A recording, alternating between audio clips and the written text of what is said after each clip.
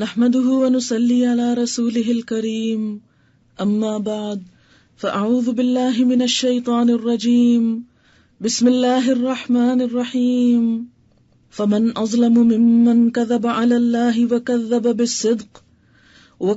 بالصدق اذ جاءه اليس في جهنم مثوى للكافرين والذي جاء بالصدق وصدق به اولئک هم المتقون لهم ما يشاءون عند ربهم ذلك جزاء المحسنين ليكفر الله عنهم اسوأ الذي عملوا ويجزيهم اجرهم باحسن الذي كانوا يعملون۔ شروع کرتی ہوں اللہ کے نام سے جو بے انتہا مہربان نہایت رحم فرمانے والا ہے۔ پھر اس شخص سے بڑا ظالم کون ہوگا جس نے اللہ پر جھوٹ باندھا اور جب سچائی اس کے سامنے آئی تو اسے جھٹلا دیا۔ کیا ایسے لوگوں کے لیے جہنم میں کوئی ٹھکانہ نہیں؟ اور جو شخص سچائی لے کر آیا اور جنہوں نے اس کو سچ مانا وہی عذاب سے بچنے والے ہیں۔ انہیں اپنے رب کے ہاں وہ سب کچھ ملے گا جس کی وہ خواہش کریں گے، یہ ہے نیکی کرنے والوں کی جزا، تاکہ جو بدترین اعمال انہوں نے کیے تھے انہیں اللہ ان کے حساب سے ساقط کر دے، اور جو بہترین اعمال وہ کرتے رہے ان کے لحاظ سے ان کو اجر عطا فرمائے۔ الیس اللہ بکاف عبدا، اے نبی صلی اللہ علیہ وسلم کیا اللہ اپنے بندے کے لیے کافی نہیں ہے؟ وَيُخَوِّفُونَكَ بِالَّذِينَ مِن دُونِهِ وَمَن يُضْلِلِ اللَّهُ فَمَا لَهُ مِنْ هَادٍ۔ یہ لوگ اس کے سوا دوسروں سے تم کو ڈراتے ہیں، حالانکہ اللہ جسے گمراہی میں ڈال دے اسے کوئی راستہ دکھانے والا نہیں، اور جسے وہ ہدایت دے اسے بھٹکانے والا بھی کوئی نہیں۔ کیا اللہ زبردست اور انتقام لینے والا نہیں ہے؟ یہاں نبی صلی اللہ علیہ وسلم کو تسلی دی جا رہی ہے کہ آپ دعوت حق، پیغام توحید لوگوں تک پہنچاتے رہیں، کیونکہ جب آپ لوگوں کو صرف ایک اللہ کی عبادت کے لیے بلاتے تو مشرکین اسے اپنے معبودوں کے حق میں گستاخی سمجھتے کہ تم نے ان کو بے وقار کر دیا کہ ان سے چھڑا کے لوگوں کو صرف اللہ کی طرف بلا رہے ہو، اور وہ اسے اپنے معبودوں کی توہین سمجھتے۔ تو ان کا کہنا یہ تھا کہ تمہیں کیا معلوم کہ یہ کیسی باکرامت ہستیاں ہیں کہ اگر تم نے ان کی توہین کی تو یہ تمہارا تختہ الٹ دیں گی اور تمہیں نقصان پہنچے گا۔ تو اس پر اللہ تعالیٰ فرماتے ہیں کہ نہیں، ان کے ڈرانے اور ان کے دھمکانے میں آنے کی ضرورت نہیں، آپ کے لیے اللہ کافی ہے۔ اور پھر وہ اللہ ہے بھی کیسا، الیس اللہ بعزیز ذی انتقام، کیا اللہ زبردست انتقام لینے والا نہیں؟ یعنی وہ اپنے بندوں کو ان کے ان افعال پر اچھی طرح پوچھ سکتا ہے۔ پھر فرمایا وَلَئِن سَأَلْتَهُم مَّن خَلَقَ السَّمَاوَاتِ وَالْأَرْضَ لَيَقُولُنَّ اللَّهُ، آپ ان سے پوچھئے کہ زمین اور آسمانوں کو کس نے پیدا کیا تو یہ خود کہیں گے کہ اللہ نے۔ ان سے کہو جب حقیقت یہ ہے تو تمہارا کیا خیال ہے کہ اگر اللہ مجھے کوئی نقصان پہنچانا چاہے تو کیا تمہاری یہ دیویاں جنہیں تم اللہ کو چھوڑ کر پکارتے ہو مجھے اس کے پہنچائے ہوئے نقصان سے بچا لیں گی؟ یعنی اگر انسان اللہ کو چھوڑ کر کسی دوسرے پر ڈیپینڈ کرتا ہے، کسی دوسرے کی طرف متوجہ ہوتا ہے تو وہ اللہ کے عذاب سے پوری دنیا میں مل کر انسان کو چھڑا نہیں سکتی۔ یا اللہ مجھ پر مہربانی کرنا چاہے تو کیا یہ اس کی رحمت کو روک سکے گی؟ بس ان سے کہہ دو کہ میرے لیے اللہ ہی کافی ہے، قل حسبی اللہ علیہ یتوکل المتوکلون، اسی پر بھروسہ کرتے ہیں بھروسہ کرنے والے۔ ابن ابی حاتم نے ابن عباس سے روایت نقل کی ہے کہ نبی صلی اللہ علیہ وسلم نے فرمایا جو شخص چاہتا ہو کہ سب انسانوں سے زیادہ طاقتور ہو جائے اسے چاہیے کہ اللہ پر توکل کرے، جو چاہتا ہو کہ سب سے بڑھ کر غنی ہو جائے اسے چاہیے کہ جو کچھ اللہ کے پاس ہے اس پر زیادہ بھروسہ رکھے بنسبت اس چیز کے جو اس کے اپنے ہاتھ میں ہے، اور جو شخص چاہتا ہو کہ سب سے زیادہ عزت والا ہو جائے اسے چاہیے کہ اللہ عز و جل سے ڈرے، یعنی لوگوں سے ڈرنے کی بجائے۔ ان سے صاف کہو کہ اے میری قوم کے لوگوں، تم اپنی جگہ اپنا کام کیے جاؤ، میں اپنا کام کرتا رہوں گا، ان قریب تمہیں معلوم ہو جائے گا کہ کس پر رسوا کن عذاب آتا ہے اور کسے وہ سزا ملتی ہے جو کبھی ٹلنے والی نہیں۔ انا انزلنا علیک الکتاب للناس بالحق فمن اهتدى فلنفسه ومن ضل فانما يضل عليها وما انت عليهم بوکیل۔ اے نبی صلی اللہ علیہ وسلم، ہم نے سب انسانوں کے لیے یہ کتاب برحق تم پر نازل کر دی ہے۔ اب جو سیدھا راستہ اختیار کرے گا اپنے لیے کرے گا، اور جو بھٹکے گا اس کے بھٹکنے کا وبال اسی پر ہوگا، تم ان کے ذمہ دار نہیں ہو۔ یعنی آپ کا کام کیا ہے کہ جو قرآن بتاتا ہے اسے آگے پہنچاتے جاؤ۔ لوگ اگر نہیں مانتے تو ان کے نہ ماننے کا وبال خود انہی پر ہوگا، پھر آپ کی ذمہ داری نہیں۔ لیکن لوگوں کی ناپسندیدگی کے ڈر سے حق کو پہنچانا مت چھوڑو۔ وہ اللہ ہی ہے جو موت کے وقت روح قبض کرتا ہے، یعنی اللہ کے حکم سے ہر انسان مرتا ہے، اور جو ابھی نہیں مرا ہے اس کی روح نیند میں قبض کر لیتا ہے، یعنی ایک روح انسان کی شعور نیند کی حالت میں چلا جاتا ہے، اسی لیے کہتے ہیں سویا مویا ایک برابر۔ پھر جس پر وہ موت کا فیصلہ نافذ کرتا ہے اسے روک لیتا ہے، یعنی اگر کسی شخص کو نیند کی حالت میں ہی مار دینا مقصود ہو تو پھر اس کی وہ روح لوٹائی نہیں جاتی، بلکہ جو باقی ہے وہ بھی لے لی جاتی ہے۔ باقی کون سی؟ جس کی وجہ سے انسان سوتے میں بھی سانس وغیرہ لیتا رہتا ہے، اور دوسروں کی روحیں ایک وقت مقرر کے لیے واپس بھیج دیتا ہے۔ اس میں بڑی نشانیاں ہیں ان لوگوں کے لیے جو غور و فکر کرنے والے ہیں۔ یہاں اللہ تعالیٰ کی قدرت اور کمال کا ذکر ہے کہ یہ کام سب اسی کے حکم سے ہو رہے ہیں اور کوئی اور انسان اس میں اس کا شریک نہیں۔ کیا اس خدا کو چھوڑ کر، یعنی جس کی یہ ہستی ہے، جس کی یہ طاقت ہے، اس کو چھوڑ کر ان لوگوں نے دوسروں کو سفارشی بنا رکھا ہے، یعنی دوسروں کے پاس جاتے ہیں کہ وہ انہیں اللہ سے چھڑا دیں۔ ان سے کہو کیا وہ شفاعت کریں گے خواہ ان کے اختیار میں کچھ نہ ہو اور وہ سمجھتے بھی نہ ہو؟ کہو شفاعت ساری کی ساری اللہ کے اختیار میں ہے۔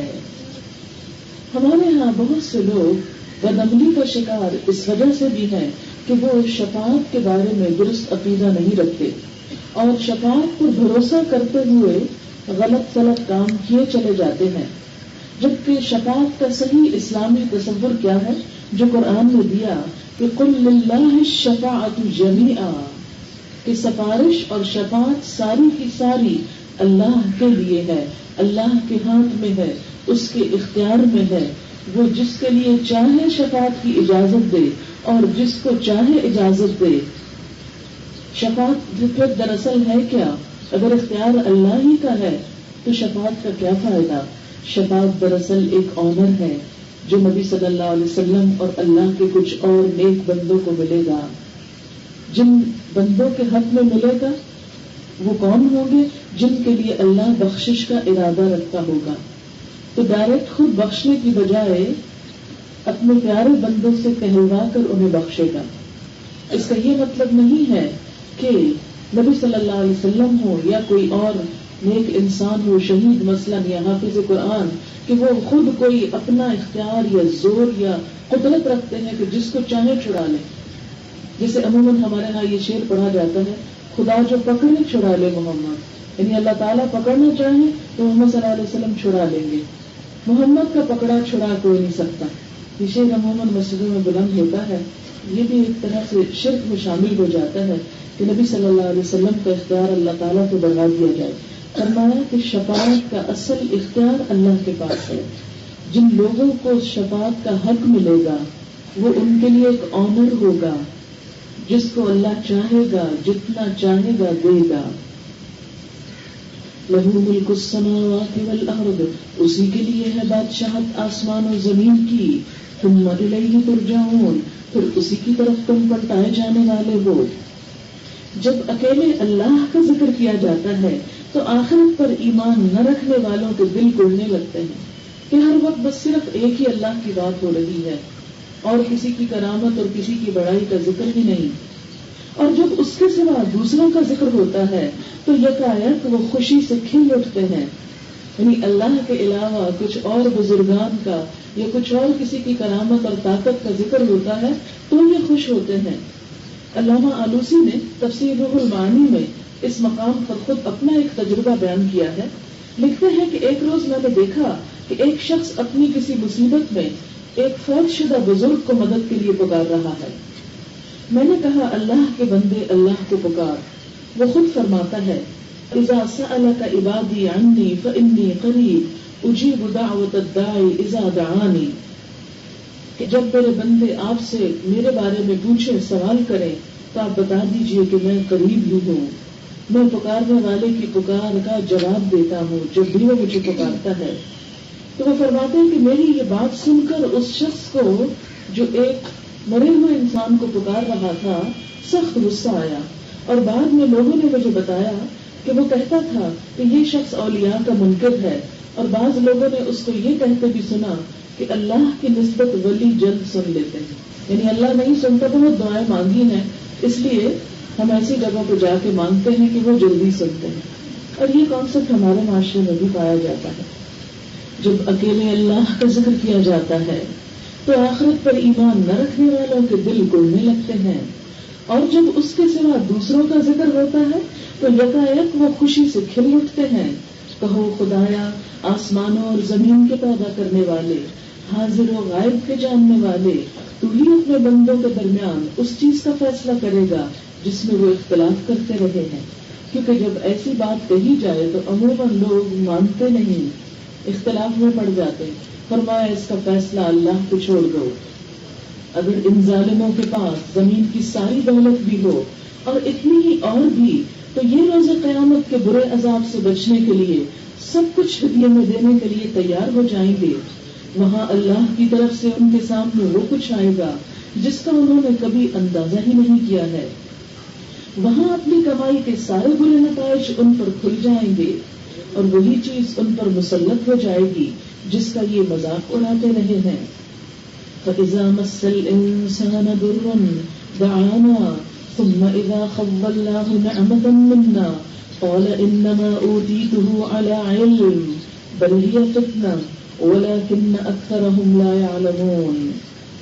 یہی انسان جب ذرا سی مصیبت اسے چھو جاتی ہے تو ہمیں پکارتا ہے، یعنی تکلیف آنے پہ پھر اللہ یاد آتا ہے، اور جب ہم اسے اپنی طرف سے نعمت دے کر اپھار دیتے ہیں، خوش کر دیتے ہیں، تو کہتا ہے کہ یہ تو مجھے علم کی وجہ سے دیا گیا، یعنی میری مہارت اور قابلیت اور علم نہیں، بلکہ یہ آزمائش ہے.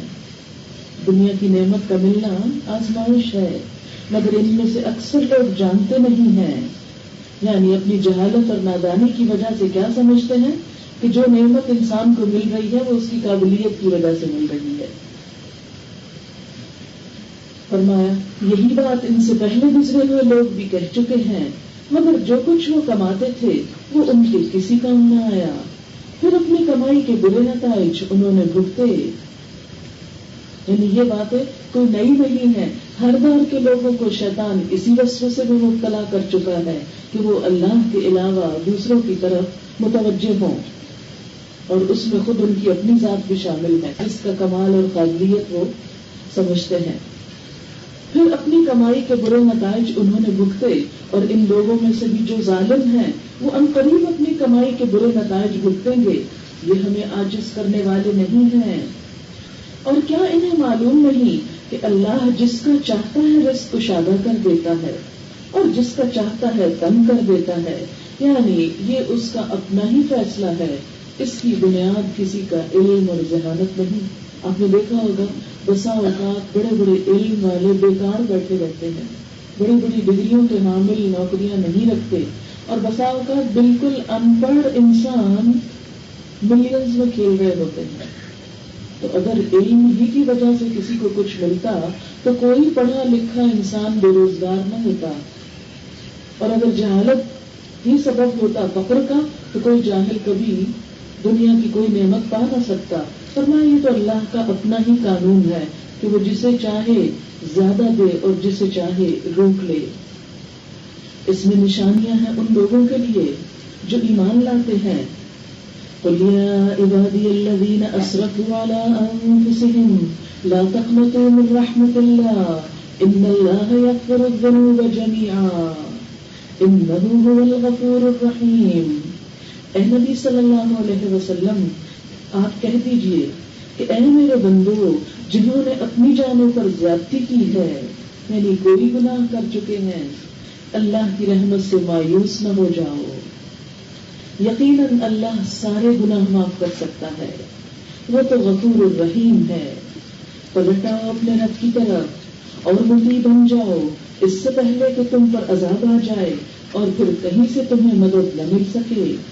اور پیروی اختیار کر لو اپنے رب کی بھیجی ہوئی کتاب کے بہترین پہلو کی.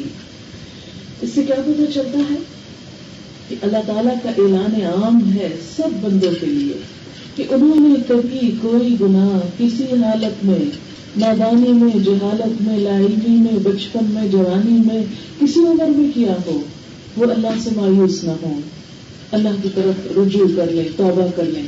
اور خصوصاً آپ کو معلوم ہے کہ یہ رمضان کا مہینہ جس کا دوسرا عشرہ مغفرت اور آخری عشرہ عذاب جہنم سے رہائی کا ہے. اور طاق راتوں کی دعا اللہم انک عفو اے اللہ تو ہے ہی سراسر معاف کرنے والا. عفو یعنی مبالغے کا صیغہ یہاں استعمال ہوا کہ تو ہے ہی معافی یعنی کسی کو معافی کہنا جیسے کسی کو شیر کہنا کیا ہے کہ بہادری کی انتہا ہو گئی. تو کسی کو معاف عفو کہنا یعنی وہاں معاف کرنے کی انتہا ہو گئی یعنی تجھ سے بڑھ کر معاف کرنے والا کوئی ہے ہی نہیں. تحب العفو معاف کرنا تجھے پسند ہے تو محبت رکھتا ہے معاف کرنے کو. فاعف عنا ہم کو بھی معاف کر دے.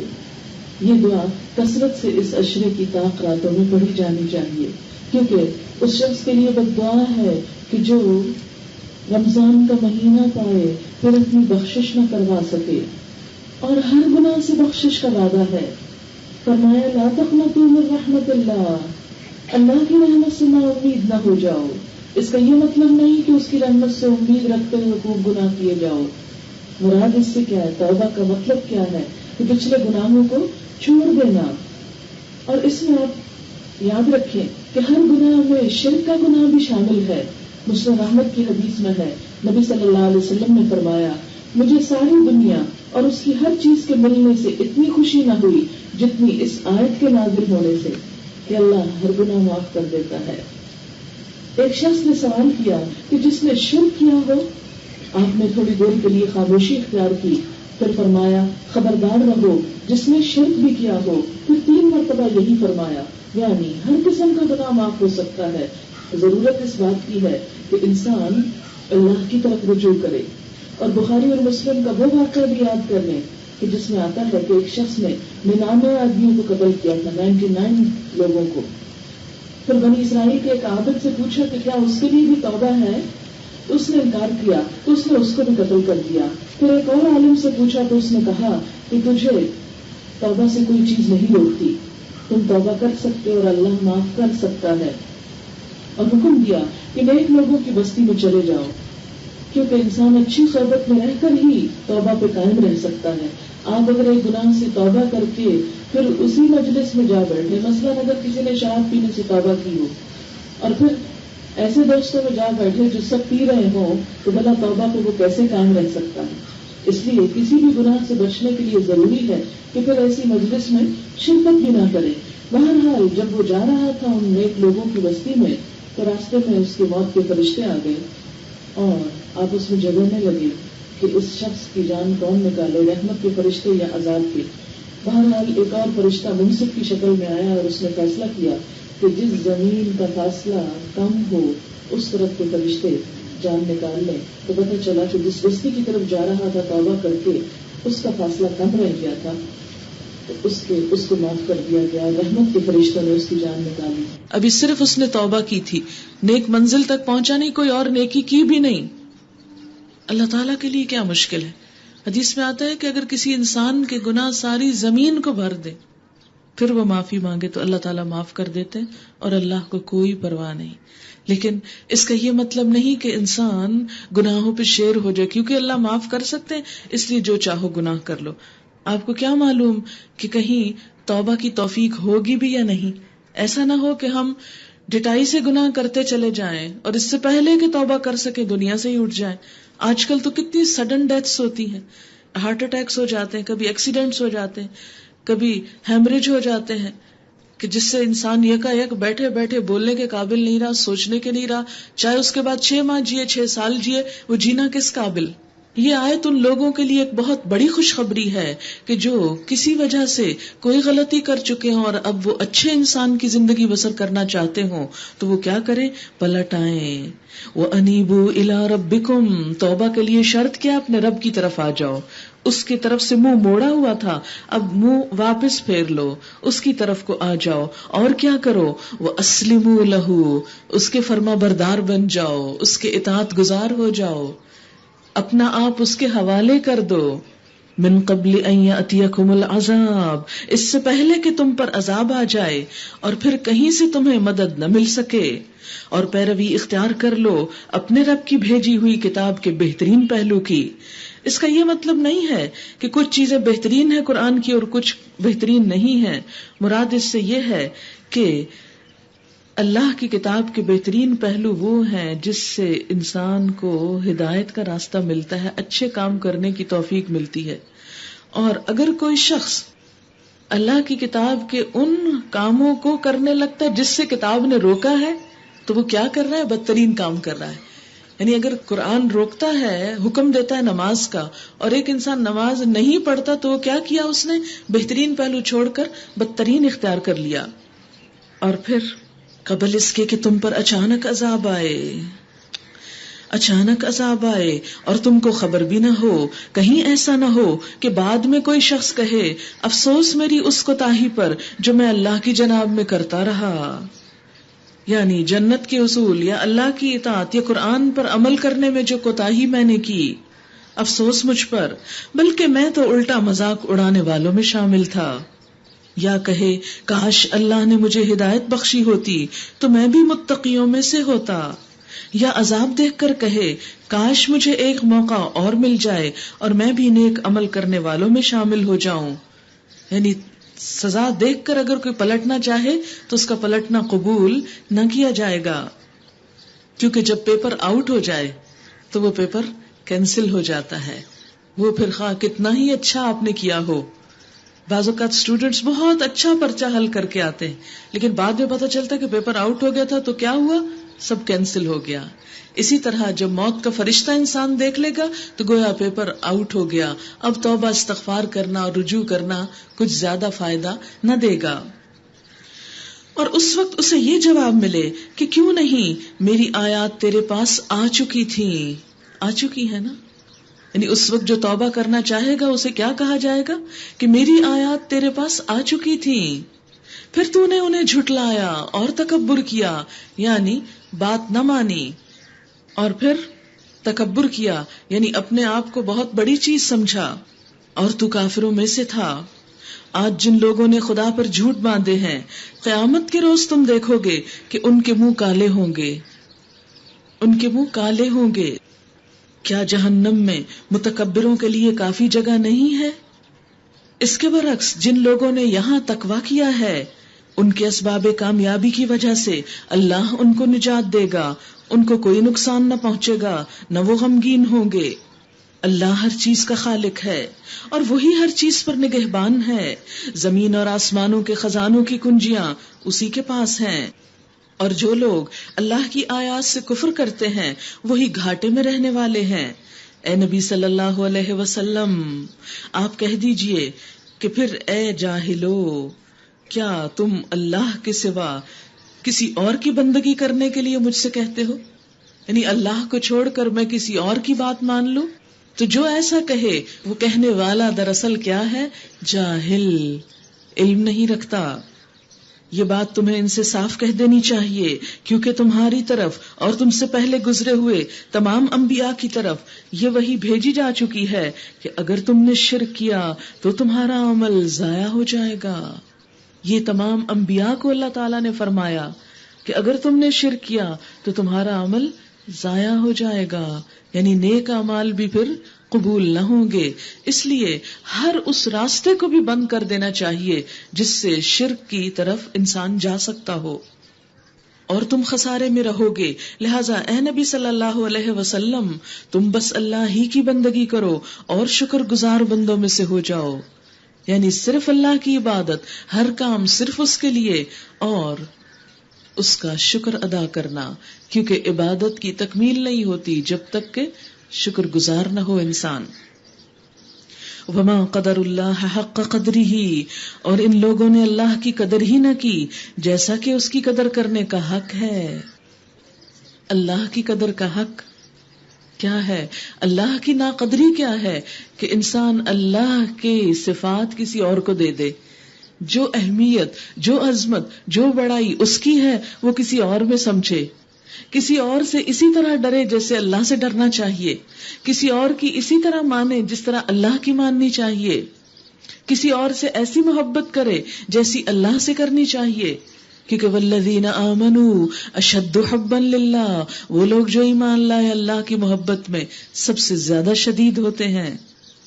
تو اللہ کی ناقدری کیا ہے کہ اللہ سے زیادہ کسی اور کو اہمیت دے دینا، کسی اور سے حاجتیں مانگنا، کسی اور سے امیدیں رکھنا، کسی اور پر ڈپینڈ کرنا. وما قدر اللہ حق قدرہ، ان لوگوں نے اللہ کی قدر ہی نہ کی جیسا کہ اس کی قدر کرنے کا حق ہے. اس کی قدرت کاملہ کا حال تو یہ ہے کہ قیامت کے روز پوری کی پوری زمین اسی کی مٹھی میں ہوگی اور آسمان اس کے دائیں ہاتھ میں لپٹے ہوئے ہوں گے. پاک اور بالا تر ہے وہ اس شرک سے جو یہ لوگ کرتے ہیں. اور اس روز سور پھونکا جائے گا، وہ سب مر کر گر جائیں گے جو آسمان و زمین میں ہیں، سوائے ان کے جنہیں اللہ زندہ رکھنا چاہے. یعنی پہلا سور جب پھونکا جائے گا تو تمام لوگ اور تمام زندہ چیزیں فوت ہو جائیں گی. اس کے بارے میں ایک روایت آتی ہے، صحابہ کرام نے نبی صلی اللہ علیہ وسلم سے الا من شاء اللہ کی تفسیر پوچھی تو آپ نے فرمایا جب سور پھونکا جائے گا تو ہر چیز فنا ہو جائے گی، صرف جبرائیل، میکائیل، اسرافیل اور اسرائیل باقی رہ جائیں گے علیہم السلام. تو اللہ تعالیٰ ملک الموت سے پوچھیں گے، یعنی اسرائیل علیہ السلام سے، کون باقی رہ گیا؟ وہ بتائیں گے. تو اللہ تعالیٰ فرمائیں گے کہ میکائیل کی جان قبض کر لو. اس کے بعد اسرافیل کی جان قبض کرنے کا حکم دیں گے. پھر پوچھیں گے تو وہ بتائیں گے جبرائیل اور میں باقی ہوں. تو اللہ تعالیٰ فرمائیں گے تم بھی مر جاؤ، وہ بھی مر جائیں گے. پھر اللہ تعالیٰ جبریل علیہ السلام سے یہی سوال کریں گے تو وہ کہیں گے اے رب تو غیر فانی اور حی قیوم ہے اور میں فانی ہوں. تو اللہ تعالیٰ فرمائیں گے ٹھیک ہے اب تم بھی مر جاؤ. چنانچہ وہ وہیں گر جائیں گے اور جان نکل جائے گی.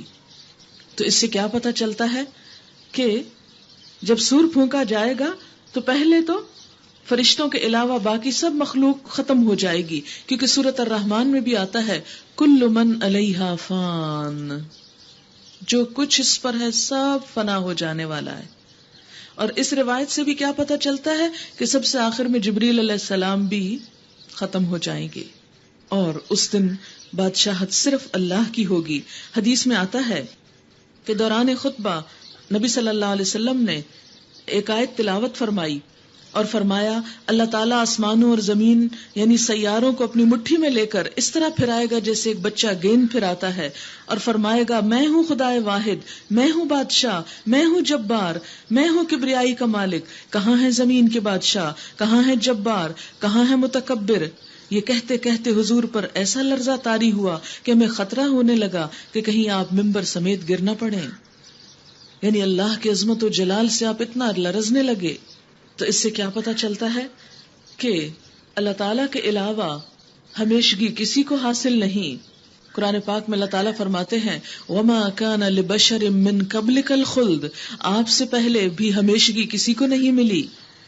جیسے قرآن پاک کی ایک اور آیت میں بھی آتا نا کہ وَيَبْقَى وَجْهُ رَبِّكَ ذُو الْجَلَالِ وَالْإِكْرَامِ، اور باقی رہے گا بس تیرے رب کا چہرہ یعنی تیرے رب کی ذات جو صاحب ذو الجلال والإکرام ہے. وَأَشْرَقَتِ الْأَرْضُ بِنُورِ رَبِّهَا وَوُضِعَ الْكِتَابُ، وجیء بالنبیین والشہداء وقضی بینہم بالحق وہم لا یظلمون. زمین اپنے رب کے نور سے چمک اٹھے گی، کتاب اعمال لا کر رکھ دی جائے گی، انبیاء اور تمام گواہ حاضر کر دیے جائیں گے. یہ گواہ کون ہیں؟ کذالک جعلناکم امۃ وسطا لتکونوا شہداء، کہ انبیاء کے بعد جن لوگوں نے حق کا پیغام لوگوں تک پہنچایا تھا اور ان پر کوئی ظلم نہ ہوگا، اور ہر متنفس کو جو کچھ بھی اس نے عمل کیا تھا اس کا پورا پورا بدلہ دے دیا جائے گا. ذرا اپنے آپ کو وہاں رکھ کے سوچیں، مجھے اور آپ کو جو ہماری کوششیں ہوں گی، جو محنت ہوگی، اس کا پورا پورا بدلہ اٹھا کے دے دیا جائے گا. بالکل ایسے ہی جیسے کسی بہت بڑے بازار میں لوگ پیسے لے کر گھوم رہے ہوں تو ہر شخص وہی خرید کے گھر کو جائے گا جتنی اس کے پاس رقم ہوگی. تو ہمارے یہ اعمال دراصل کرنسی ہیں آخرت کے بازار کی، جہاں جا کر بس وہی ملے گا جتنا ہمارے پاس پیسہ ہوگا. اور یہ پیسہ روپے اور مال و دولت یا سونے چاندی کی شکل میں نہ ہوگا، اعمال کی شکل میں ہوگا. ہر شخص کو اس کے کیے کا پورا بدلہ دے دیا جائے گا. لوگ جو کچھ بھی کرتے ہیں اللہ اس کو خوب جانتا ہے. وَسِيقَ الَّذِينَ كَفَرُوا إِلَى جَهَنَّمَ زُمَرًا. اس فیصلے کے بعد وہ لوگ جنہوں نے کفر کیا تھا جہنم کی طرف گروہ در گروہ ہانکے جائیں گے. یعنی جب بدلہ دیا جائے گا تو لوگوں کو گروپس کی شکل میں جہنم کی طرف لے جایا جائے گا. حتی اذا جاؤہا، یہاں تک کہ جب وہ اس کے پاس آ جائیں گے. فتحت ابوابہا، اس کے دروازے کھول دیے جائیں گے. وقال لہم خزنتہا، اور اس کا دربانچی ان سے کہے گا، داروغہ کہے گا، الم یأتکم رسل منکم، کیا تم میں سے کچھ رسول نہ آئے تھے تمہارے پاس؟ یتلون علیکم آیات ربکم، جو تم پر تمہارے رب کی آیات پڑھ کے سناتے، تمہیں تمہارے رب کی باتیں بتاتے. وینذرونکم لقاء یومکم ھذا، اور تمہیں اس دن کی ملاقات سے ڈراتے. کوئی نہیں آیا تھا تمہارے پاس یہ بتانے والا کہ آخرت بھی ہے اور اس کے لیے کچھ تیاری بھی چاہیے؟ قالوا بلا، وہ کہیں گے ہاں وہ تو آئے تھے، رسول آئے تھے، مگر عذاب کا فیصلہ کافروں پہ چپک گیا. کہا جائے گا داخل ہو جاؤ جہنم کے دروازوں میں، یہاں اب تمہیں ہمیشہ رہنا ہے، بڑا ہی برا ٹھکانہ ہے یہ متکبروں کے لیے. فبئس مثوى المتکبرین، تکبر کرنے والوں کے لیے بدترین ٹھکانہ. وسیق الذین اتقوا ربهم الى الجنة زمرا، اور جو لوگ تقوی اختیار کریں گے انہیں گروہ در گروہ جنت کی طرف لے جایا جائے گا، یہاں تک کہ جب وہ پہنچیں گے اور اس کے دروازے پہلے ہی کھولے جا چکے ہوں گے تو اس کے منتظمین ان سے کہیں گے سلام علیکم، سلام ہو تم پر، طبتم، خوشحال ہوئے تم، بہت اچھے رہے تم، فادخلوها خالدین، اب ہمیشہ کے لیے اس میں داخل ہو جاؤ، میری جنت میں چلے آؤ. وقالوا الحمد للہ الذی صدقنا وعدہ، وہ کہیں گے شکر ہے اس خدا کا جس نے ہمارے ساتھ اپنا وعدہ سچ کر دکھایا. ہم نے اللہ کے وعدے کا یقین کیا، اس کی باتوں پہ بھروسہ کیا اور وہ کچھ کر کے آئے جو اللہ نے ہم سے چاہا. اب ہم جنت میں جہاں چاہیں اپنی جگہ بنا سکتے ہیں. دنیا میں تو یہ ممکن نہیں نا کہ جہاں چاہیں آپ اپنا گھر بنا لے، چاہے آپ کتنے ہی مالدار کیوں نہ ہوں، پھر بھی آپ کی لمٹس ہیں. لیکن جنت میں کوئی بھی پابندی نہیں. بس بہترین اجر ہے عمل کرنے والوں کے لیے. غور سے سننے والی آیت ہے، فنعم اجر العاملین، اچھا اجر ہے عمل کرنے والوں کے لیے. عمل سے بات بنتی ہے، عمل سے زندگی بنتی ہے، جنت بھی جہنم بھی. عمل ہی کا سوال ہے. وَتَرَى الْمَلَائِكَةَ حَافِّينَ مِنْ حَوْلِ الْعَرْشِ، اور تم دیکھو گے کہ فرشتے عرش کے گرد حلقہ بنائے ہوئے ہیں، آس پاس سرکل کی شکل میں ہیں. یسبحون بحمد ربہم، اپنے رب کی حمد اور تسبیح کر رہے ہوں گے. وقضی بینہم بالحق، اور لوگوں کے درمیان ٹھیک ٹھیک حق کے ساتھ فیصلہ چکا دیا جائے گا. وقیل الحمد للہ رب العالمین، اور کہہ دیا جائے گا کہ تعریف اللہ کے لیے ہے جو رب ہے تمام جہانوں کا، پوری کائنات کا. سورۃ المؤمن. بسم اللہ الرحمن الرحیم. حامیم تنزیل الکتاب من اللہ العزیز العلیم غافر الذنب وقابل التوب شدید العقاب ذی الطول لا الہ الا ھو الیہ المصیر. حامیم، اس کتاب کا نزول اللہ کی طرف سے ہے جو زبردست ہے، سب کچھ جاننے والا ہے، گناہ معاف کرنے والا اور توبہ قبول کرنے والا ہے، سخت سزا دینے والا اور بڑا صاحب فضل ہے. کوئی معبود اس کے سوا نہیں، اسی کی طرف سب کو پلٹنا ہے. اللہ کی آیات میں جھگڑے نہیں کرتے مگر صرف وہ لوگ جنہوں نے کفر کیا ہے. اس کے بعد دنیا کے ملکوں میں ان کا چلنا پھرنا تمہیں کسی دھوکے میں نہ ڈالے. عموماً اللہ کے نافرمان جب دنیا میں ترقی زیادہ کر جاتے ہیں تو انسان سوچتا مجھ سے اچھے تو یہی ہیں جنہیں اتنا مل گیا، ضرور یہ اللہ کے پیارے ہوں گے، اس لیے میں بھی انہی کے راستے پہ چلتا ہوں، اور یوں گمراہی کا دروازہ خوب کھل جاتا ہے. فرمایا یہ بات تمہیں دھوکے میں نہ ڈالے کہ اللہ کے نافرمان دنیا میں بہت بھاگ دوڑ اور ترقی کیے جا رہے ہیں. ان سے پہلے نوح علیہ السلام کی قوم بھی جھٹلا چکی ہے، اور اس کے بعد بہت سے دوسرے جتھوں نے بھی یہ کام کیا ہے. ہر قوم اپنے رسول پر جھپٹی تاکہ اسے گرفتار کرے. ان سب نے باطل کے ہتھیاروں سے حق کو نیچا دکھانے کی کوشش کی، مگر آخر کار میں نے ان کو پکڑ لیا. پھر دیکھ لو کہ میری سزا کیسی سخت تھی. اسی طرح تیرے رب کا یہ فیصلہ بھی ان سب لوگوں پر چسپاں ہو چکا ہے جو کفر کے مرتکب ہوئے ہیں کہ وہ واصل بجہنم ہونے والے ہیں. الذین یحملون العرش ومن حولہ یسبحون بحمد ربہم ویؤمنون بہ ویستغفرون للذین آمنوا. عرش الہی کے حامل فرشتے اور جو عرش کے گرد و پیش حاضر رہتے ہیں سب اپنے رب کی حمد کے ساتھ اس کی تسبیح کر رہے ہیں. وہ اس پر ایمان رکھتے ہیں اور ایمان لانے والوں کے حق میں دعائے مغفرت کرتے ہیں. کتنے اچھے دوست ہیں جو آپ کے لیے دعائے بخشش کرتے ہیں. وہ کہتے ہیں اے ہمارے رب، ربنا وسعت كل شيء رحمة وعلما فاغفر للذين تابوا واتبعوا سبيلك وقهم عذاب الجحيم. اے ہمارے رب، تو اپنی رحمت اور اپنے علم کے ساتھ ہر چیز پر چھایا ہوا ہے، بس معاف کر دے اور عذاب دوزخ سے بچا لے ان لوگوں کو جنہوں نے توبہ کی ہے اور تیرا راستہ اختیار کر لیا ہے. اے ہمارے رب، اور داخل کر ان کو ہمیشہ رہنے والی ان جنتوں میں جن کا تو نے ان سے وعدہ کیا ہے، اور ان کے والدین اور بیویوں اور اولاد میں سے جو نیک ہوں ان کو بھی وہاں تو ان کے ساتھ ہی پہنچا دے تاکہ سب خوشحال ہوں. تو بلا شبہ قادر مطلق اور حکیم ہے، اور بچا دے ان کو برائیوں سے.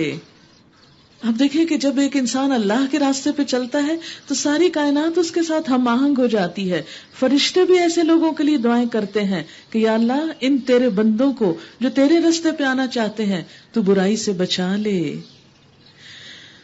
جس کو تو نے قیامت کے دن برائیوں سے بچا دیا اس پر تو نے بڑا رحم کیا، یہی بڑی کامیابی ہے. یعنی دنیا میں غلط کام سے بچا لے اور آخرت میں غلط انجام سے بچا لے. جن لوگوں نے کفر کیا ہے قیامت کے روز ان کو پکار کر کہا جائے گا آج تمہیں جتنا شدید غصہ اپنے اوپر آ رہا ہے اللہ تم پر اس سے زیادہ غضبناک اس وقت ہوتا تھا جب تمہیں ایمان کی طرف بلایا جاتا تھا اور تم کفر کرتے تھے. وہ کہیں گے اے ہمارے رب، تو نے واقعی ہمیں 2 دفعہ موت اور 2 دفعہ زندگی دے دی. ہم اپنے قصوروں کا اعتراف کرتے ہیں، کیا اب یہاں سے نکلنے کی بھی کوئی سبیل ہے؟ جواب ملے گا یہ حالت جس میں تم مبتلا ہو اس وجہ سے ہے کہ جب اکیلے اللہ کی طرف بلایا جاتا تھا تو تم ماننے سے انکار کر دیتے تھے، اور جب اس کے ساتھ دوسروں کو ملایا جاتا تو تم مان لیتے تھے. اب فیصلہ اللہ بزرگ و برتر کے ہاتھ ہے. وہی ہے جو تم کو اپنی نشانیاں دکھاتا ہے اور آسمان سے تمہارے لیے رزق نازل کرتا ہے، مگر ان نشانیوں کے مشاہدے سے سبق صرف وہی شخص لیتا ہے جو اللہ کی طرف رجوع کرنے والا ہو.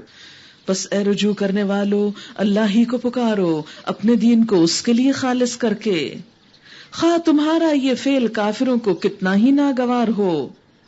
رفیع الدرجات ذو العرش، وہ بلند درجوں والا ہے، مالک عرش ہے، اپنے بندوں میں سے جس پر چاہتا ہے اپنے حکم سے روح نازل کر دیتا ہے، یعنی وحی اور نبوت، تاکہ وہ ملاقات کے دن سے خبردار کر دے۔ لینذر یوم الطلاق، یہاں طلاق تے کے ساتھ ہے، ملاپ کے لیے ہے، اور توئے کے ساتھ طلاق جدائی کے لیے ہوتا ہے۔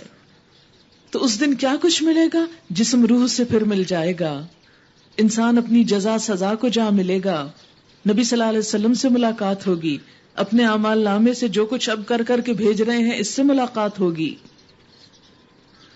وہ دن جب کہ سب لوگ بے پردہ ہوں گے، یعنی سامنے نظر آئیں گے، جیسے ایک روایت میں بھی آتا ہے نا کہ انسان بے لباس ہوگا قیامت کے دن۔ تو حضرت عائشہ نے پوچھا یا رسول اللہ صلی اللہ علیہ وسلم، تو پھر انسان ایک دوسرے کو دیکھے گا نہیں، اس کو شرم نہیں آئے گی؟ فرمایا کسی کو یہ ہوش ہی کہاں ہوگا کہ کوئی کسی کی طرف دیکھے، اتنی بڑی آفت کا دن ہوگا وہ۔ اللہ سے ان کی کوئی بات بھی چھپی ہوئی نہ ہوگی، لیکن یہاں بارزون کا مطلب ہے کہ بالکل اللہ کے سامنے ہوگی، یعنی ننگے ہونے کے معنوں میں نہیں ہے، یعنی بالکل اللہ کے سامنے آ جائیں گے، اللہ سے ان کی کوئی بات بھی چھپی ہوئی نہ ہوگی۔ اس روز پکار کر پوچھا جائے گا آج بادشاہی کس کی ہے؟ سارا عالم پکار اٹھے گا اللہ واحد قہار کی۔ کہا جائے گا آج ہر شخص کو اس کی کمائی کا بدلہ دے دیا جائے گا جو اس نے کی تھی۔ لا ظلم اليوم ان اللہ سریع الحساب، آج کسی پہ کوئی ظلم نہ ہوگا اور اللہ حساب لینے میں بہت تیز ہے۔ اے نبی صلی اللہ علیہ وسلم، ڈرا دو ان لوگوں کو اس دن سے جو قریب آ لگا ہے، جب کلیجے منہ کو آ رہے ہوں گے سخت غم کی وجہ سے، پریشانی کی وجہ سے، اور لوگ چپ چاپ غم کے گھونٹ پیے کھڑے ہوں گے، یعنی پریشانی کے عالم میں کہ کیوں ہم نے غلط کام کیے۔ ظالموں کا نہ کوئی مشفق دوست ہوگا، نہ کوئی سفارشی جس کی بات مانی جائے۔ اللہ نگاہوں کی چوری تک سے واقف ہے، اتنا زبردست علم ہے اس کا۔ یعلم خائنۃ الاعین وما تخفی الصدور، اور وہ راز تک جانتا ہے جو سینوں نے چھپا رکھے ہیں، اور اللہ ٹھیک ٹھیک بے لاگ فیصلہ کرے گا، یعنی کسی پہ ظلم نہ ہوگا۔ رہے وہ جن کو یہ مشرکین اللہ کو چھوڑ کر پکارتے ہیں، وہ کسی چیز کا بھی فیصلہ کرنے والے نہیں ہیں، بلا شبہ اللہ ہی سب کچھ سننے اور دیکھنے والا ہے۔ اولم یسیروا فی الارض، کیا یہ لوگ کبھی زمین میں چلے پھرے نہیں ہیں کہ انہیں ان لوگوں کا انجام نظر آتا جو ان سے پہلے گزر چکے ہیں؟ وہ ان سے زیادہ طاقتور تھے اور ان سے زیادہ زبردست آثار زمین میں چھوڑ گئے ہیں، مگر اللہ نے ان کے گناہوں پر انہیں پکڑ لیا اور ان کو اللہ سے بچانے والا کوئی نہ تھا۔ یہ ان کا انجام اس لیے ہوا کہ ان کے پاس ان کے رسول بینات لے کر آئے اور انہوں نے ماننے سے انکار کر دیا، آخرکار اللہ نے ان کو پکڑا۔ یقیناً وہ بڑی قوت والا اور سزا دینے میں بہت سخت ہے۔ ہم نے موسیٰ علیہ السلام کو فرعون اور حامان اور قارون کی طرف اپنی نشانیوں اور نمایاں سند ماموریت کے ساتھ بھیجا، مگر انہوں نے کہا ساحر کذاب، جادوگر ہے بہت جھوٹا۔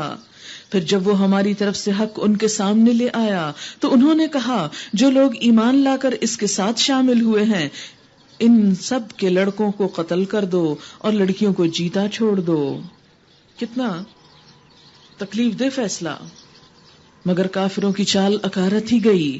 ایک روز فرعون نے اپنے درباریوں سے کہا چھوڑو مجھے، میں اس موسیٰ کو قتل کیے دیتا ہوں، یعنی غصے کی انتہا، اور پکار دیکھے یہ اپنے رب کو۔ یہ ہے رب کی ناقدری کہ گویا نعوذ باللہ رب کچھ کر نہ سکتا ہو جیسے۔ مجھے اندیشہ ہے کہ یہ تمہارا دین بدل دے گا۔ آپ دیکھیں کہ ہمیشہ جب بھی سچائی کا پیغام لوگوں تک پہنچایا گیا، حق بات لوگوں کو بتائی گئی، تو عموماً یہ الزام سننا پڑا کہ یہ تمہارا دین بدل دے گا، تمہیں باپ دادا کے طریقے سے ہٹا دے گا۔ تو اصل مقصد کسی کا دین بدلنا نہیں ہوتا، صراط مستقیم پہ لانا ہوتا ہے۔ جو بھی کوئی شخص اللہ کی طرف بلاتا ہے وہ اللہ ہی کے راستے پہ لانا چاہتا ہے، نہ کہ من گھڑت باتوں پر. مجھے اندیشہ ہے کہ یہ تمہارا دین بدل دے گا یا ملک میں فساد برپا کرے گا. ان کے خیال میں فساد کیا تھا کہ لوگ موجودہ طریقے چھوڑ کر اللہ کا طریقہ اختیار کر لیں. آج بھی یہ ہوتا ہے نا کہ جب آپ کسی کو کوئی حق بات بتاؤ، کوئی صحیح مسئلہ بتاؤ، تو لوگ کہتے ہیں مت بتاؤ، فساد ہوگا، لوگ ناراض ہو جائیں گے، لوگ چھوڑ دیں گے. تو اس کا مطلب ہے کہ لوگوں کے ڈر سے کوئی سچی بات کی ہی نہ جائے، حق بتایا ہی نہ جائے، اور لوگوں کو بھی گمراہی میں چھوڑ دیا جائے. تو اس کا مطلب ہے کہ پھر انسان خود اپنی پوجا کروانے کے لیے آیا ہے کہ میں وہ باتیں کروں جس سے لوگ خوش ہوتے رہیں، تاکہ لوگ میری پوجا کرتے رہیں، مجھے چاہتے رہیں، مجھے پسند کرتے رہیں. تو اس طرح تو حق کی تبلیغ نہیں ہو سکتی. جو شخص بھی حق کا پیغام پہنچانا چاہے، اللہ کی بات لوگوں تک پہنچانا چاہے، اس کے لیے مخالفت تو ہوگی، اس کے لیے لوگوں کی ناراضگی تو ہوگی. موسیٰ علیہ السلام نے کہا، میں نے تو ہر اس متکبر کے مقابلے میں جو یوم الحساب پر ایمان نہیں رکھتا، اپنے رب اور تمہارے رب کی پناہ لے لی ہے.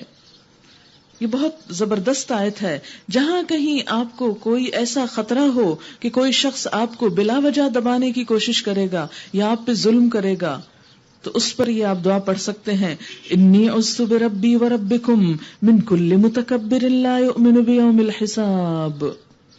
اس موقع پر آل فرعون میں سے ایک مومن شخص جو اپنا ایمان چھپائے ہوئے تھا بول اٹھا، کیا تم ایک شخص کو صرف اس وجہ سے قتل کر دو گے کہ وہ کہتا ہے میرا رب اللہ ہے، حالانکہ وہ تمہارے رب کی طرف سے تمہارے پاس بینات لے کر آیا؟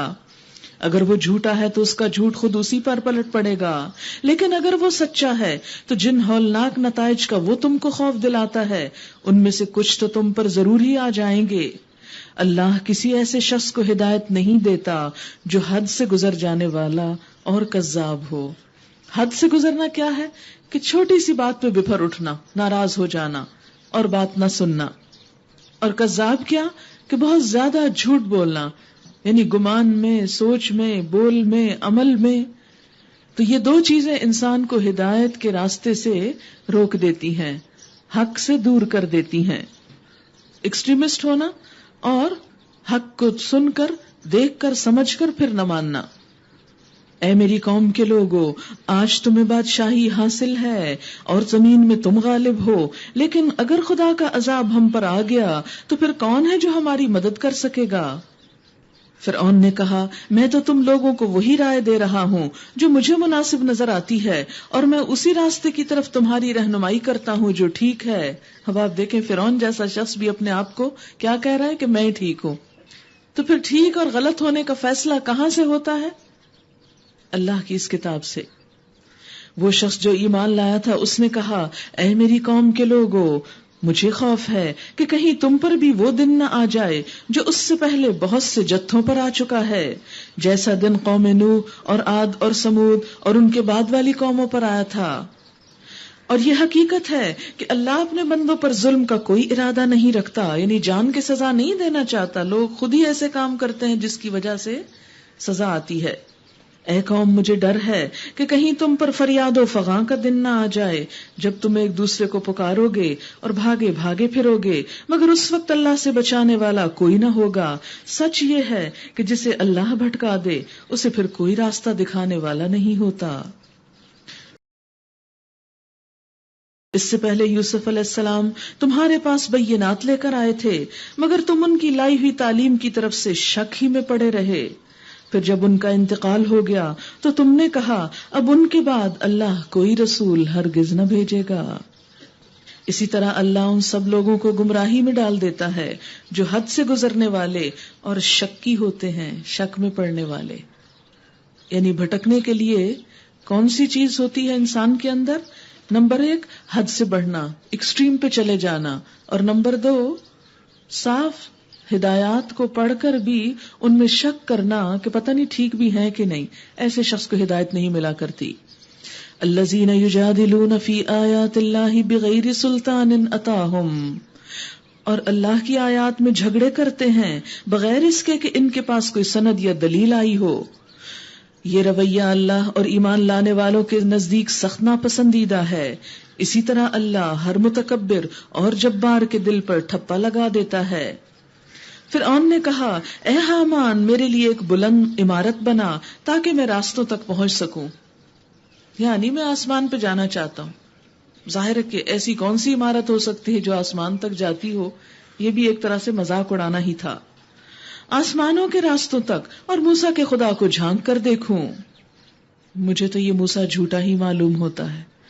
اب آپ دیکھیں کہ موسیٰ علیہ السلام میرے آپ جیسے کوئی انسان نہ تھے عام، وہ بڑے معجزات لے کر وہاں پہنچے تھے۔ عصا جو اژدہا بن جاتا تھا، اور سانپ دیکھ کے تو ہر شخص ڈر جاتا ہے، ہاتھ جو پورا چمکدار ہو جاتا تھا، پوری قوت کی علامت کہ خبردار جو میری طرف بڑھے پکڑ لوں گا۔ لیکن اس کے باوجود انہوں نے حق کو قبول نہ کیا۔ تو جن لوگوں کے دل پتھر ہو جاتے ہیں، سخت ہو جاتے ہیں، وہ سچائی کو سامنے دیکھتے ہوئے بھی نہیں مانتے۔ اس طرح فرعون کے لیے اس کی بدعملی خوشنما بنا دی گئی اور وہ راہ راست سے روک دیا گیا۔ فرعون کی ساری چال بازی اس کی اپنی تباہی کے راستے میں ہی صرف ہوئی۔ وہ شخص جو ایمان لایا تھا، وقال الذی آمنا یا قوم اتبعونی اہدکم سبیل الرشاد، اے میری قوم کے لوگو میری بات مانو، میں تمہیں صحیح راستہ بتاتا ہوں۔ اے قوم، یہ دنیا کی زندگی تو چند روزہ ہے، چند دن کی، ہمیشہ کے قیام کی جگہ آخرت ہی ہے۔ جو برائی کرے گا اس کو اتنا ہی بدلہ ملے گا جتنی اس نے برائی کی ہوگی، اور جو نیک عمل کرے گا خواہ وہ مرد ہو یا عورت، من ذکر او انثی، خواہ مرد ہو یا عورت، وہو مؤمن، بس شرط یہ ہے کہ مومن ہو، فَأُولَئِكَ يَدْخُلُونَ الْجَنَّةَ يُرْزَقُونَ فِيهَا بِغَيْرِ حِسَابٍ، جہاں ان کو بے حساب رزق دیا جائے گا ایسے سب لوگ جنت میں داخل ہوں گے، خواہ وہ مرد ہو یا عورت، بشرطے کہ وہ ہو مومن، ایسے سب لوگ جنت میں داخل ہوں گے جہاں ان کو بے حساب رزق دیا جائے گا۔ وَيَا قَوْمِ، اور اے میری قوم، مَالِي أَدْعُوكُمْ إِلَى النَّجَاةِ وَتَدْعُونَنِي إِلَى النَّارِ، اے میری قوم، یہ کیا ماجرا ہے، یہ کیا قصہ ہے کہ میں تم لوگوں کو نجات کی طرف بلاتا ہوں اور تم لوگ مجھے آگ کی طرف دعوت دیتے ہو؟ میں تمہیں ہدایت کی طرف لاتا ہوں اور تم ہو کہ گمراہی کی طرف دوڑے جا رہے ہو۔ تم مجھے اس بات کی دعوت دیتے ہو کہ میں اللہ سے کفر کروں اور اس کے ساتھ ان ہستیوں کو شریک ٹھہراؤں جنہیں میں نہیں جانتا کہ ان کے پاس کوئی صفت طاقت ہے کہ نہیں، حالانکہ میں تمہیں اس زبردست مغفرت کرنے والے خدا کی طرف بلا رہا ہوں۔ نہیں، حق یہ ہے اور اس کے خلاف نہیں ہو سکتا کہ جن کی طرف تم مجھے بلا رہے ہو ان کے لیے نہ دنیا میں کوئی دعوت ہے نہ آخرت میں۔ اس کا کیا مطلب ہے؟ ان کے لیے نہ دنیا میں دعوت ہے نہ آخرت میں۔ دعوت کا مطلب دعوت کے معنوں میں، پکار کے معنوں میں، دعویٰ کے معنوں میں، دعا کے معنوں میں عربی میں استعمال ہوتا ہے۔ مراد اس سے کیا ہے کہ ایک یہ کہ ان کو نہ دنیا میں یہ حق پہنچتا ہے اور نہ آخرت میں کہ ان کی خدائی تسلیم کرنے کے لیے خدا کی مخلوق کو دعوت دی جائے۔ دوسرے یہ کہ انہیں تو لوگوں نے زبردستی خدا بنا لیا، ورنہ وہ خود اس دنیا میں خدائی کے دعوے دار نہیں، نہ آخرت میں یہ دعویٰ کریں گے کہ ہم کبھی خدا تھے۔ اور تیسرے یہ کہ ان کو پکارنے کا کوئی فائدہ نہ اس دنیا میں ہے نہ آخرت میں، کیونکہ وہ تو بالکل بے اختیار ہیں، جیسا کہ سورۃ احقاف میں آتا ہے وَمَنْ أَضَلُّ مِمَّنْ يَدْعُو مِن دُونِ اللَّهِ، اس سے بڑھ کر گمراہ کون ہے جو اللہ کے سوا اوروں کو پکارتا ہے، مَن لَا يَسْتَجِيبُ لَهُ إِلَى يَوْمِ الْقِيَامَةِ، جو قیامت تک اس کی پکار کا جواب نہیں دے سکتے، وَهُمْ عَن دُعَائِهِمْ غَافِلُونَ، اور وہ ہستیاں تو ان دعائیں کرنے والوں کی دعا سے بھی غافل ہیں، ان کو تو یہ بھی نہیں پتا کہ ہمیں کوئی پکار رہا ہے۔ اللہ کے سوا کسی اور کے پاس جانے کا فائدہ ہی کیا، کسی اور کو پکارنے کا فائدہ ہی کیا؟ جب وہ کہتا ہے کہ میری طرف 1 قدم آؤ میں 10 قدم آؤں گا، چل کے آؤ دوڑ کے آؤں گا، دن میں آؤ یا رات میں آؤ، اپنی رحمت سے ڈھانپ لوں گا، پھر ہم اسے چھوڑ کر دوسروں کی طرف آخر کیوں رجوع کرتے ہیں نا؟ پھر کچھ دال میں کالا۔ پھر فرمایا اور ہم سب کو اللہ ہی کی طرف پلٹنا ہے، اور حد سے گزرنے والے آگ میں جانے والے ہیں۔ آج جو کچھ میں کہہ رہا ہوں، ان قریب وہ وقت آئے گا جب تم اسے یاد کرو گے۔ یعنی آج تمہیں یہ بات سمجھ نہیں آتی، مشکل لگتی ہے، ماننا نہیں چاہتے، یقین نہیں آتا، کل تم یاد کرو گے کہ سچ ہی کہا تھا، بات تو درست تھی، کاش ہم مان لیتے۔ اور اپنا معاملہ میں اللہ کے سپرد کرتا ہوں، وہ اپنے بندوں کا نگہبان ہے. یعنی تمہاری دشمنی اور مخالفت پر میرا کچھ نہیں بگاڑ سکتی. آخرکار ان لوگوں نے جو بری سے بری چالیں اس مومن کے خلاف چلی، اللہ نے ان سب سے اس کو بچا لیا. آپ کو یاد ہے کہ یہ اس کانٹیکسٹ میں بات ہو رہی ہے سورۃ المومن کے اس مومن شخص کے کانٹیکسٹ میں جس نے فرعون کے بھرے دربار میں حق کا پیغام اٹھایا تھا، حالانکہ وہ فرعون کی قوم میں سے تھا. موسیٰ علیہ السلام تو بنی اسرائیل میں سے تھے.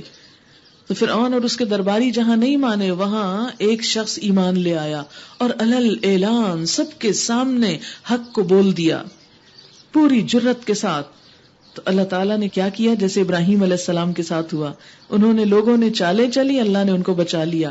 انہوں نے بھی اس پیغام توحید پر جو اس نے لوگوں کو پہنچایا اس کے خلاف چالیں چلی، اللہ نے اسے ان سب سے بچا لیا اور فرعون کے ساتھ ہی خود بدترین عذاب کے پھیر میں آ گئے. دوزخی آگ جس کے سامنے صبح و شام پیش کیے جاتے ہیں، دوزخی آگ جس کے سامنے صبح و شام پیش کیے جاتے ہیں. آپ کو معلوم ہے کہ فرعون اور اس کے ساتھی کہاں گئے تھے؟ ڈوب کے سمندر میں ڈوبے تھے. سب کو معلوم ہے، بائبل تورات سب بتاتی ہے یہی، قرآن. بہت سے لوگ سوال کرتے ہیں کہ ایک شخص جب مر کے سمندر میں ڈوب جائے، اس کی لاش بھی نہ ملے، مچھلیاں کھا لیں اس کو یا کوئی اور مخلوق، تو پھر اس کی قبر کہاں ہوئی اور اس کا عذاب کہاں ہوا؟ تو ان سب کے لیے یہ آیت دلیل ہے کیا کہ مرنے کے بعد جو شخص پانی میں بھی جائے اس کا معاملہ کیا ہے؟ جیسے آل فرعون کے ساتھ ہوا، پانی میں گئے لیکن کیا ہو رہا ہے؟ النار یعرضون علیہا غدوا وعشیا، دوزخ کی آگ جس کے سامنے صبح شام پیش کیے جاتے ہیں. پانی میں ہے ڈوبے ہوئے لیکن آگ پہ پیش کیے جاتے ہیں. معراج کی حدیث میں بھی آتا ہے کہ نبی صلی اللہ علیہ وسلم جب آپ کو دوزخ دکھایا گیا تو کچھ لوگ فوج کی شکل میں دوزخ کی طرف جا رہے، تو پوچھا گیا کون ہے؟ تو فرمایا کہ یہ آل فرعون ہے، صبح شام دوزخ پہ پیش کیے جاتے ہیں. اور جب قیامت کی گھڑی آئے گی تو حکم ہوگا آل فرعون کو شدید تر عذاب میں داخل کرو. یعنی جہنم کا عذاب قبر کے عذاب سے بھی بڑا عذاب ہے. خیال کرو اس وقت کا جب یہ لوگ دوزخ میں ایک دوسرے سے جھگڑ رہے ہوں گے. دنیا میں جو لوگ کمزور تھے وہ بڑے بننے والوں سے کہیں گے ہم تو تمہارے تابع تھے، اب کیا یہاں تم نارے جہنم کی تکلیف کے کچھ حصے سے ہم کو بچا لو گے؟ یعنی دنیا میں ہم تمہیں فالو کرتے تھے، پلیز ہمیں اس آگ سے نجات دلاؤ. وہ بڑے بننے والے جواب دیں گے ہم سب یہاں ایک حال میں ہیں اور اللہ بندوں کے درمیان فیصلہ کر چکا ہے، اب کوئی کسی کو نہیں بچا سکتا. پھر یہ دوزخ میں پڑے ہوئے لوگ جہنم کے اہلکاروں سے کہیں گے اپنے رب سے دعا کرو کہ ہمارے عذاب میں بس ایک دن کی تخفیف کر دے. وہ پوچھیں گے کیا تمہارے پاس تمہارے رسول بینات لے کر نہیں آتے رہے تھے؟ وہ کہیں گے ہاں. جہنم کے اہلکار بولیں گے پھر تو تم ہی دعا کرو، اور کافروں کی دعا اکارت ہی جانے والی ہے. اِنَّا لَنَنصُرُ رُسُلَنَا وَالَّذِينَ آمَنُوا فِي الْحَيَاةِ الدُّنْيَا وَيَوْمَ يَقُومُ الْأَشْهَادُ. یقین جانو کہ ہم اپنے رسولوں اور ایمان لانے والوں کی مدد اس دنیا کی زندگی میں بھی لازمن کرتے ہیں، اور اس روز بھی کریں گے جب گواہ کھڑے ہوں گے، جب ظالموں کو ان کی معذرت کچھ بھی فائدہ نہ دے گی اور ان پر لعنت پڑے گی اور بدترین ٹھکانہ ان کے حصے میں آئے گا. آخر دیکھ لو کہ موسیٰ کی ہم نے رہنمائی کی علیہ السلام اور بنی اسرائیل کو اس کتاب کا وارث بنا دیا جو عقل و دانش رکھنے والوں کے لیے ہدایت اور نصیحت تھی. پس اے نبی صلی اللہ علیہ وسلم صبر کیجئے، اللہ کا وعدہ سچا ہے، اپنے قصور کی معافی چاہیے اور صبح و شام اپنے رب کی حمد کے ساتھ اس کی تسبیح کرتے رہیے. یہ جو نبی صلی اللہ علیہ وسلم کو کہا گیا نا کہ وَاسْتَغْفِرْ لِذَنبِكَ، آپ اپنے قصور کی معافی چاہیے، تو میں نے آپ کو پہلے بھی واضح کیا تھا کہ پیغمبر گناہ نہیں کرتے. ان کا کوئی کام جب خلاف اولا ہوتا ہے تو وہ کم درجے کی جب نیکی ہوتی ہے اعلیٰ کے مقابلے میں تو اسے قصور شمار کیا جاتا ہے. اپنے رب کی حمد کے ساتھ اس کی تسبیح کرتے رہو. یہ تسبیح جو ہے انسان کے اعمال میں کمی کوتاہی کو پورا کرنے والی چیز ہے. حقیقت یہ ہے کہ جو لوگ کسی سند اور حجت کے بغیر جو ان کے پاس آئی ہو اللہ کی آیات میں جھگڑے کر رہے ہیں، ان کے دلوں میں کبر بھرا ہوا ہے، یعنی تکبر کیے ہوئے ہیں.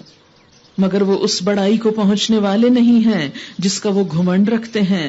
بس اللہ کی پناہ مانگ لو، وہ تو سب کچھ دیکھتا اور سنتا ہے. لخلق السماوات والارض اکبر من خلق الناس ولکن اکثر الناس لا يعلمون.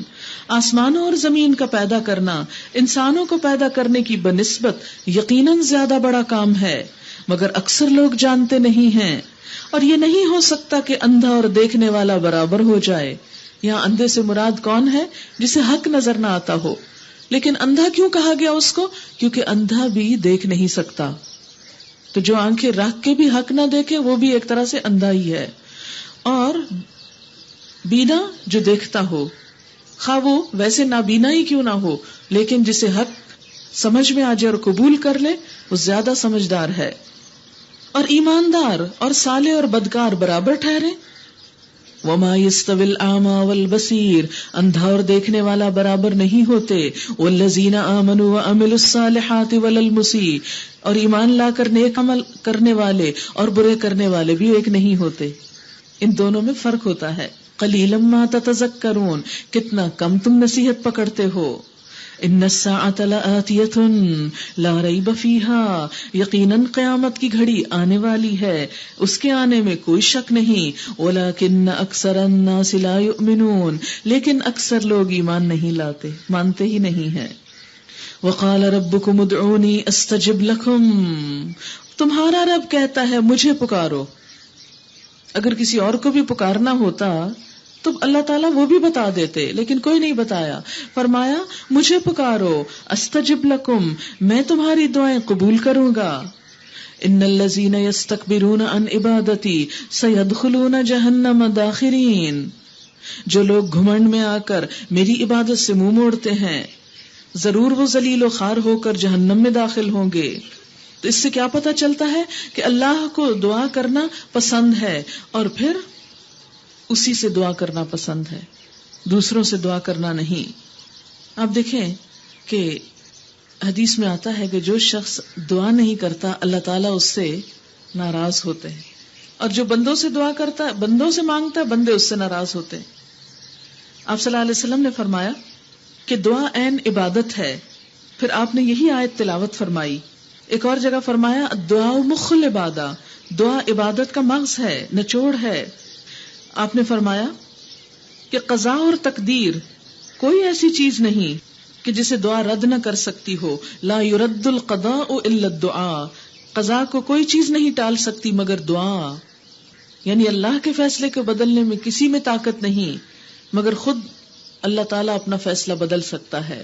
یمحو اللہ ما یشاء ویثبت وعنده ام الکتاب، اللہ جسے چاہتا مٹا دیتا، جسے چاہتا لکھ دیتا، اور ام الکتاب اسی کے پاس ہے، اصل ورژن وہی ہے، جو چاہے تبدیلی کر دے. نبی صلی اللہ علیہ وسلم نے فرمایا آدمی جب کبھی اللہ سے دعا مانگتا ہے اللہ اسے یا تو وہی چیز دیتا ہے جس کی اس نے دعا کی تھی، یا اسی درجے کی کوئی بلا اس پہ آنے سے روک دیتا ہے، بشرطے کہ وہ کسی گناہ یا قطع رحمی کی دعا نہ کرے. اسی طرح فرمایا ایک مسلمان جب بھی کوئی دعا مانگتا ہے بشرطے کہ وہ کسی گناہ یا قطع رحمی کی دعا نہ ہو تو اللہ تعالیٰ اسے 3 صورتوں میں سے کسی ایک صورت میں قبول کر لیتا ہے. یا تو دنیا میں ہی قبولیت ہو جاتی ہے، یا اسے آخرت میں اجر دینے کے لیے محفوظ کر دیا جاتا ہے، یا اسی درجے کی کسی آفت کو آنے سے روک دیا جاتا ہے. یعنی دعا سے آفتیں بھی ٹلتے. آپ مانگ کچھ رہے تھے وہ نہیں ملا، لیکن ایک اور چیز جو آ جاتی تو ملنے والی چیز بھی بیکار ہو جاتی، اس لیے اللہ تعالیٰ اس کو روک دیتے ہیں.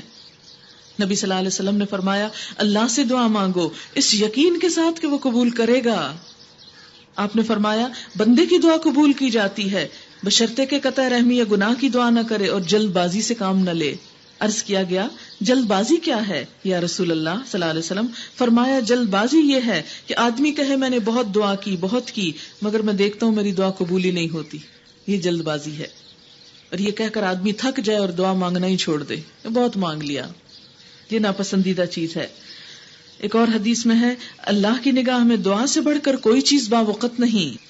پھر فرمایا اللہ سے اس کا فضل مانگو، یعنی مانگنے والی چیزوں میں کیا مانگو؟ اس کا فضل مانگو، کیونکہ اللہ اسے پسند کرتا ہے کہ اس سے مانگا جائے. فرمایا دعا بہرحال نافع ہے ان بلاؤں کے معاملے میں جو نازل ہو چکی اور ان کے معاملے میں جو نازل نہیں ہوئی، پس اے بندگان خدا تم ضرور دعا مانگا کرو. حضرت انس کہتے ہیں کہ نبی صلی اللہ علیہ وسلم نے فرمایا تم میں سے ہر شخص کو اپنی ہر حاجت خدا سے مانگنی چاہیے، حتیٰ کہ اس کی جوتی کا تسمہ بھی ٹوٹ جائے تو خدا سے دعا کرے. یعنی چھوٹی سے چھوٹی چیز سے لے کے معمولی سے معمولی چیز سے لے کے بڑی سے بڑی چیز تک سب کچھ اللہ ہی سے مانگے. اچھا، یہ اللہ سے مانگنے کی بات کیوں اتنی تاکید سے کی گئی؟ کیونکہ جس سے انسان مانگتا ہے نا اور جس سے اس کو ملتا ہے اس کا مرہون منت ہوتا ہے، احسان مند ہوتا ہے، پھر اس کی عبادت میں لگ جاتا ہے، اس کے آگے جھک جاتا ہے. بندوں سے کیوں کہا مت مانگو؟ کیونکہ اس طرح بندوں کے تم احسان مند ہو جاؤ گے، ان کے مرہون منت ہو جاؤ گے، پھر ان کی ہر غلط سلط بات تم کو ماننا پڑے گی. وہ اللہ ہی تو ہے، اللہ الذی جعل لکم اللیل لتسکنوا فیہ والنہار مبصرا. وہ اللہ ہی تو ہے جس نے تمہارے لیے رات بنائی تاکہ تم اس میں سکون حاصل کرو اور دن کو روشن کیا. حقیقت یہ ہے کہ اللہ لوگوں پر بڑا فضل فرمانے والا ہے، مگر اکثر لوگ شکر ادا نہیں کرتے. وہی اللہ جس نے تمہارے لیے یہ کچھ کیا تمہارا رب ہے، ہر چیز کا خالق، اس کے سوا کوئی معبود نہیں. پھر تم کدھر سے بہکائے جا رہے ہو؟ اسی طرح وہ سب لوگ بہکائے جاتے رہے ہیں جو اللہ کی آیات کا انکار کرتے تھے. وہ اللہ ہی تو ہے جس نے تمہارے لیے زمین کو جائے قرار بنایا اور اوپر آسمان کا گنبد بنا دیا، جس نے تمہاری صورت بنائی اور بڑی ہی عمدہ بنائی، جس نے تمہیں پاکیزہ چیزوں کا رزق دیا.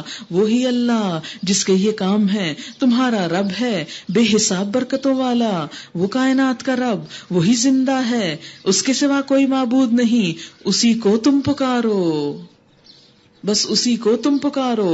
فادعوہ مخلصین لہ الدین، اپنے دین کو اسی کے لیے خالص کر کے، یعنی ساری عبادتیں اسی کے لیے کر کے. کیونکہ ہوتا کیا ہے، جب انسان مثلا بزرگوں سے مانگتا ہے پھر ان کے نام کی نظر نیاز دینا شروع کر دیتا ہے تاکہ وہ خوش ہو جائیں اور ہمارے کام کروا دے. بالکل وہی جیسے دنیا میں ہم رشوت دے کے کام کروانے کے عادی ہیں. تو جب انسان اللہ سے مانگتا ہے تو پھر کیا کرتا ہے؟ اللہ کے نام پر اللہ کے بندوں کو بغیر احسان جتائے دیتا ہے. اسی کو تم پکارو، اپنے دین کو اسی کے لیے خالص کر کے. ساری تعریف اللہ رب العالمین کے لیے ہے. قل انی نہیت ان اعبد الذین تدعون من دون اللہ لما جاءنی البینات من ربی وامرت ان اسلم لرب العالمین. اے نبی صلی اللہ علیہ وسلم، ان لوگوں سے کہہ دیجئے کہ مجھے تو ان ہستیوں کی عبادت سے منع کیا گیا ہے جنہیں تم اللہ کو چھوڑ کر پکارتے ہو. میں یہ کام کیسے کر سکتا ہوں جبکہ میرے پاس میرے رب کی طرف سے بینات آ چکی ہیں. مجھے حکم دیا گیا ہے کہ میں رب العالمین کے آگے سر تسلیم خم کر دوں. هو الذی خلقکم من تراب ثم من نطفة ثم من علقة ثم يخرجكم طفلا ثم لتبلغوا اشدكم ثم لتكونوا شيوخا. وہی تو ہے جس نے تم کو مٹی سے پیدا کیا، پھر نطفے سے، پھر خون کے لوتھڑے سے علقہ، پھر وہ تمہیں بچے کی شکل میں نکالتا ہے، پھر تمہیں بڑھاتا ہے تاکہ تم اپنی پوری طاقت کو پہنچ جاؤ، پھر اور بڑھاتا ہے تاکہ تم بڑھاپے کو پہنچو. اور تم میں سے کوئی پہلے ہی واپس بلا لیا جاتا ہے، یعنی جوانی میں یا بچپن میں. یہ سب کچھ اس لیے کیا جاتا ہے تاکہ تم اپنے مقرر وقت تک پہنچ جاؤ، یعنی یا تو موت کا وقت یا قیامت کا وقت. اور اس لیے کہ تم حقیقت کو سمجھو، وہی ہے زندگی دینے والا، وہی موت دینے والا ہے. وہ جس بات کا بھی فیصلہ کرتا ہے بس ایک حکم دیتا ہے کہ وہ ہو جائے اور وہ ہو جاتی ہے. الم تر الی الذین یجادلون فی آیات اللہ انا یصرفون. تم نے دیکھا ان لوگوں کو جو اللہ کی آیات میں جھگڑے کرتے ہیں، کہاں سے وہ پھرائے جا رہے ہیں.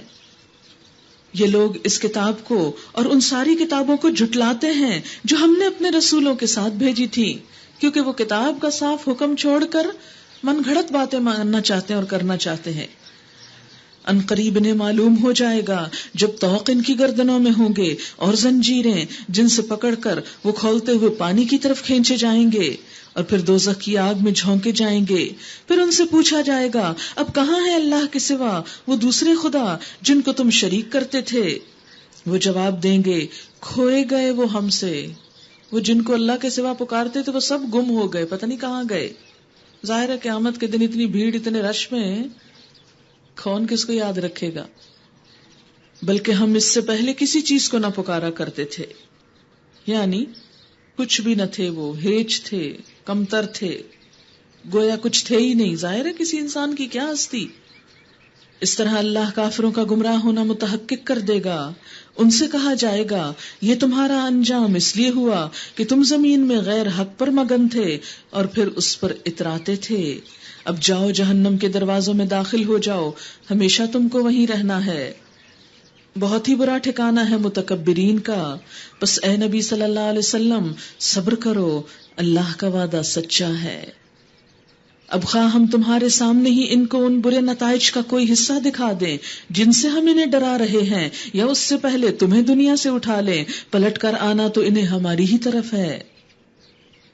اے نبی صلی اللہ علیہ وسلم، تم سے پہلے ہم بہت سے رسول بھیج چکے ہیں جن میں سے بعض کے حالات ہم نے تم کو بتائے ہیں اور بعض کے نہیں بتائے. کسی رسول کی بھی یہ طاقت نہ تھی کہ اللہ کے اذن کے بغیر خود کوئی نشانی لے آتا.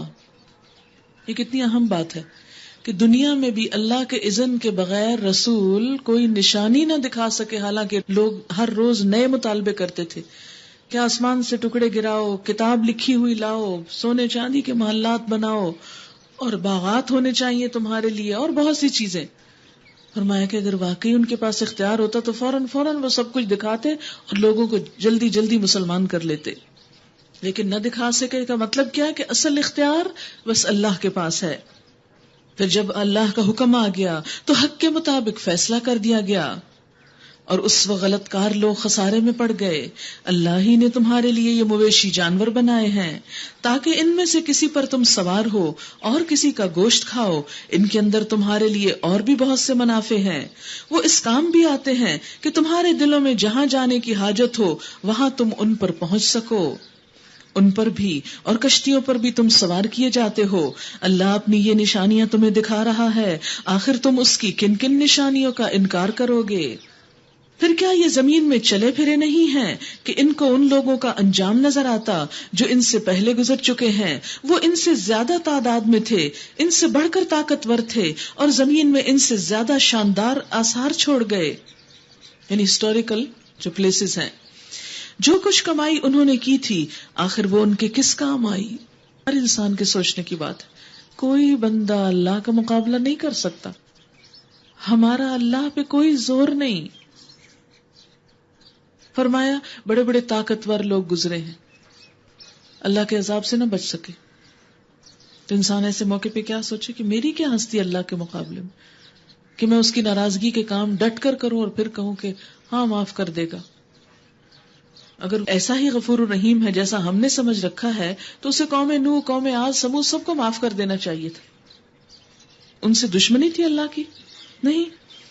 فما اغنا عنہم ما کانوا یکسبون، جو کچھ کمائی انہوں نے کی تھی آخر وہ ان کے کس کام آئی؟ جب ان کے رسول ان کے پاس بینات لے کر آئے تو وہ اسی علم میں مگن رہے جو ان کے اپنے پاس تھا. یہ بڑی اہم آیت ہے، بہت اہم. اور کیا کہ جب ان کے رسول ان کے پاس کھلی نشانیوں کا علم لائے تو وہ رسول کی بات سننے اور رسول کی بات ماننے کی بجائے اپنے علم پر ہی جمے رہے، اپنے خیالات پر ہی ڈٹے رہے. تو کوئی بھی شخص جو اللہ کی بات کے مقابلے میں اپنی بات منوانا چاہے تو ایسا شخص اللہ کے ہاں ایک ناقابل معافی جرم کا ارتکاب کر رہا ہے.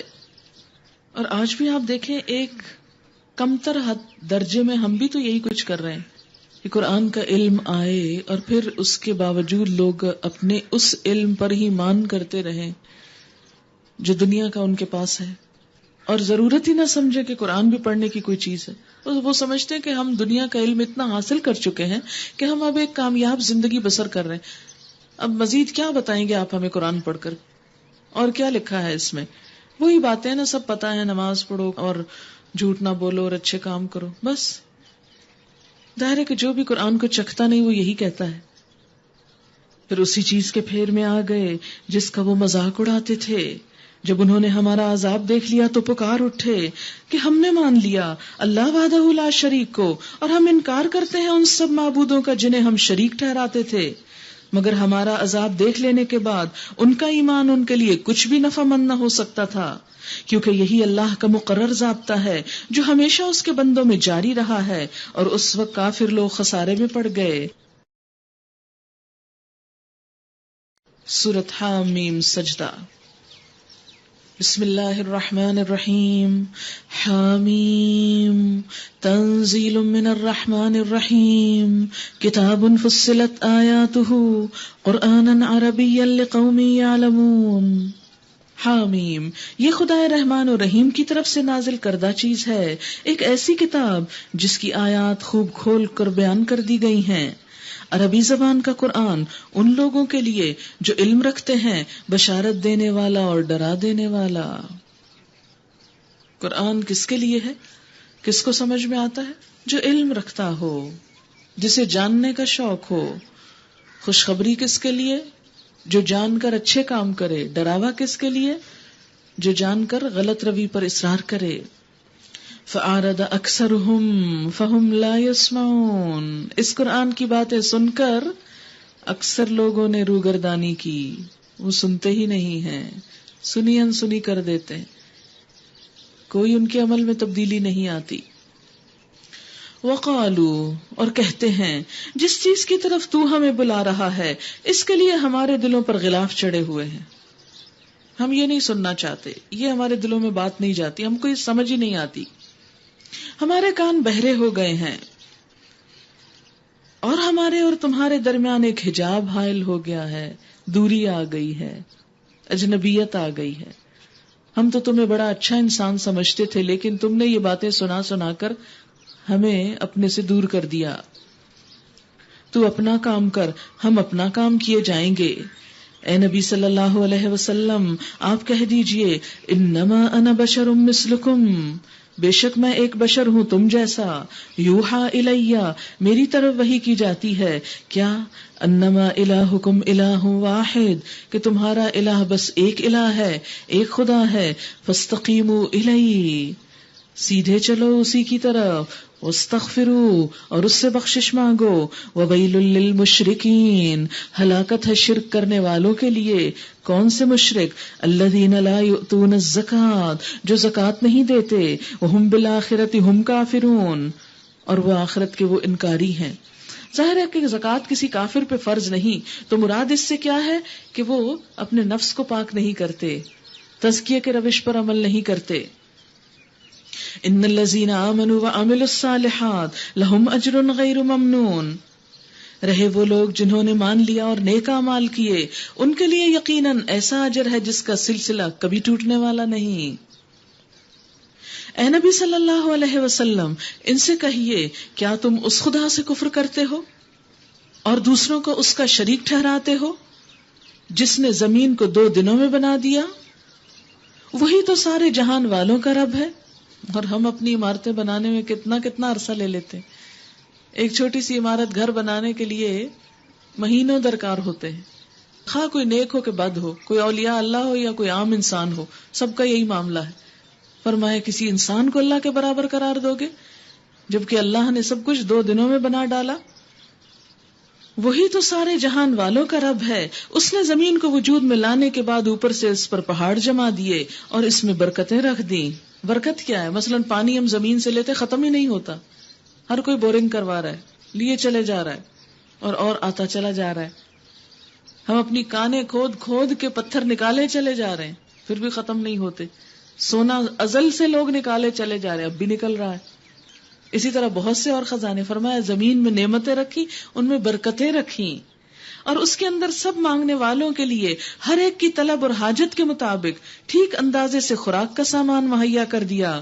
یہ سب کام 4 دن میں ہو گئے۔ پھر وہ آسمان کی طرف متوجہ ہوا جو اس وقت محض دھواں تھا۔ اس نے آسمان اور زمین سے کہا، وجود میں آ جاؤ، بن جاؤ، خواہ تم چاہو یا نہ چاہو۔ دونوں نے کہا، ہم آ گئے فرما برداروں کی طرح، ہم نے چاہا۔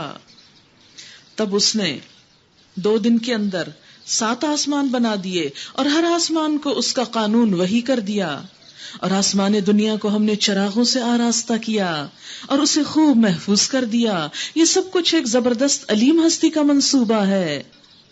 اب اگر یہ لوگ منہ موڑتے ہیں تو ان سے کہہ دو کہ میں تم کو اسی طرح کے ایک اچانک ٹوٹ پڑنے والے عذاب سے ڈراتا ہوں جیسا عاد اور سمود پر نازل ہوا تھا، جب خدا کے رسول ان کے پاس آگے اور پیچھے ہر طرف سے آئے اور انہیں سمجھایا کہ اللہ کے سوا کسی کی بندگی نہ کرو، تو انہوں نے جواب دیا ہمارا رب چاہتا تو فرشتے بھیج دیتا، لہٰذا ہم اس بات کو نہیں مانتے جس کے لیے تم بھیجے گئے ہو۔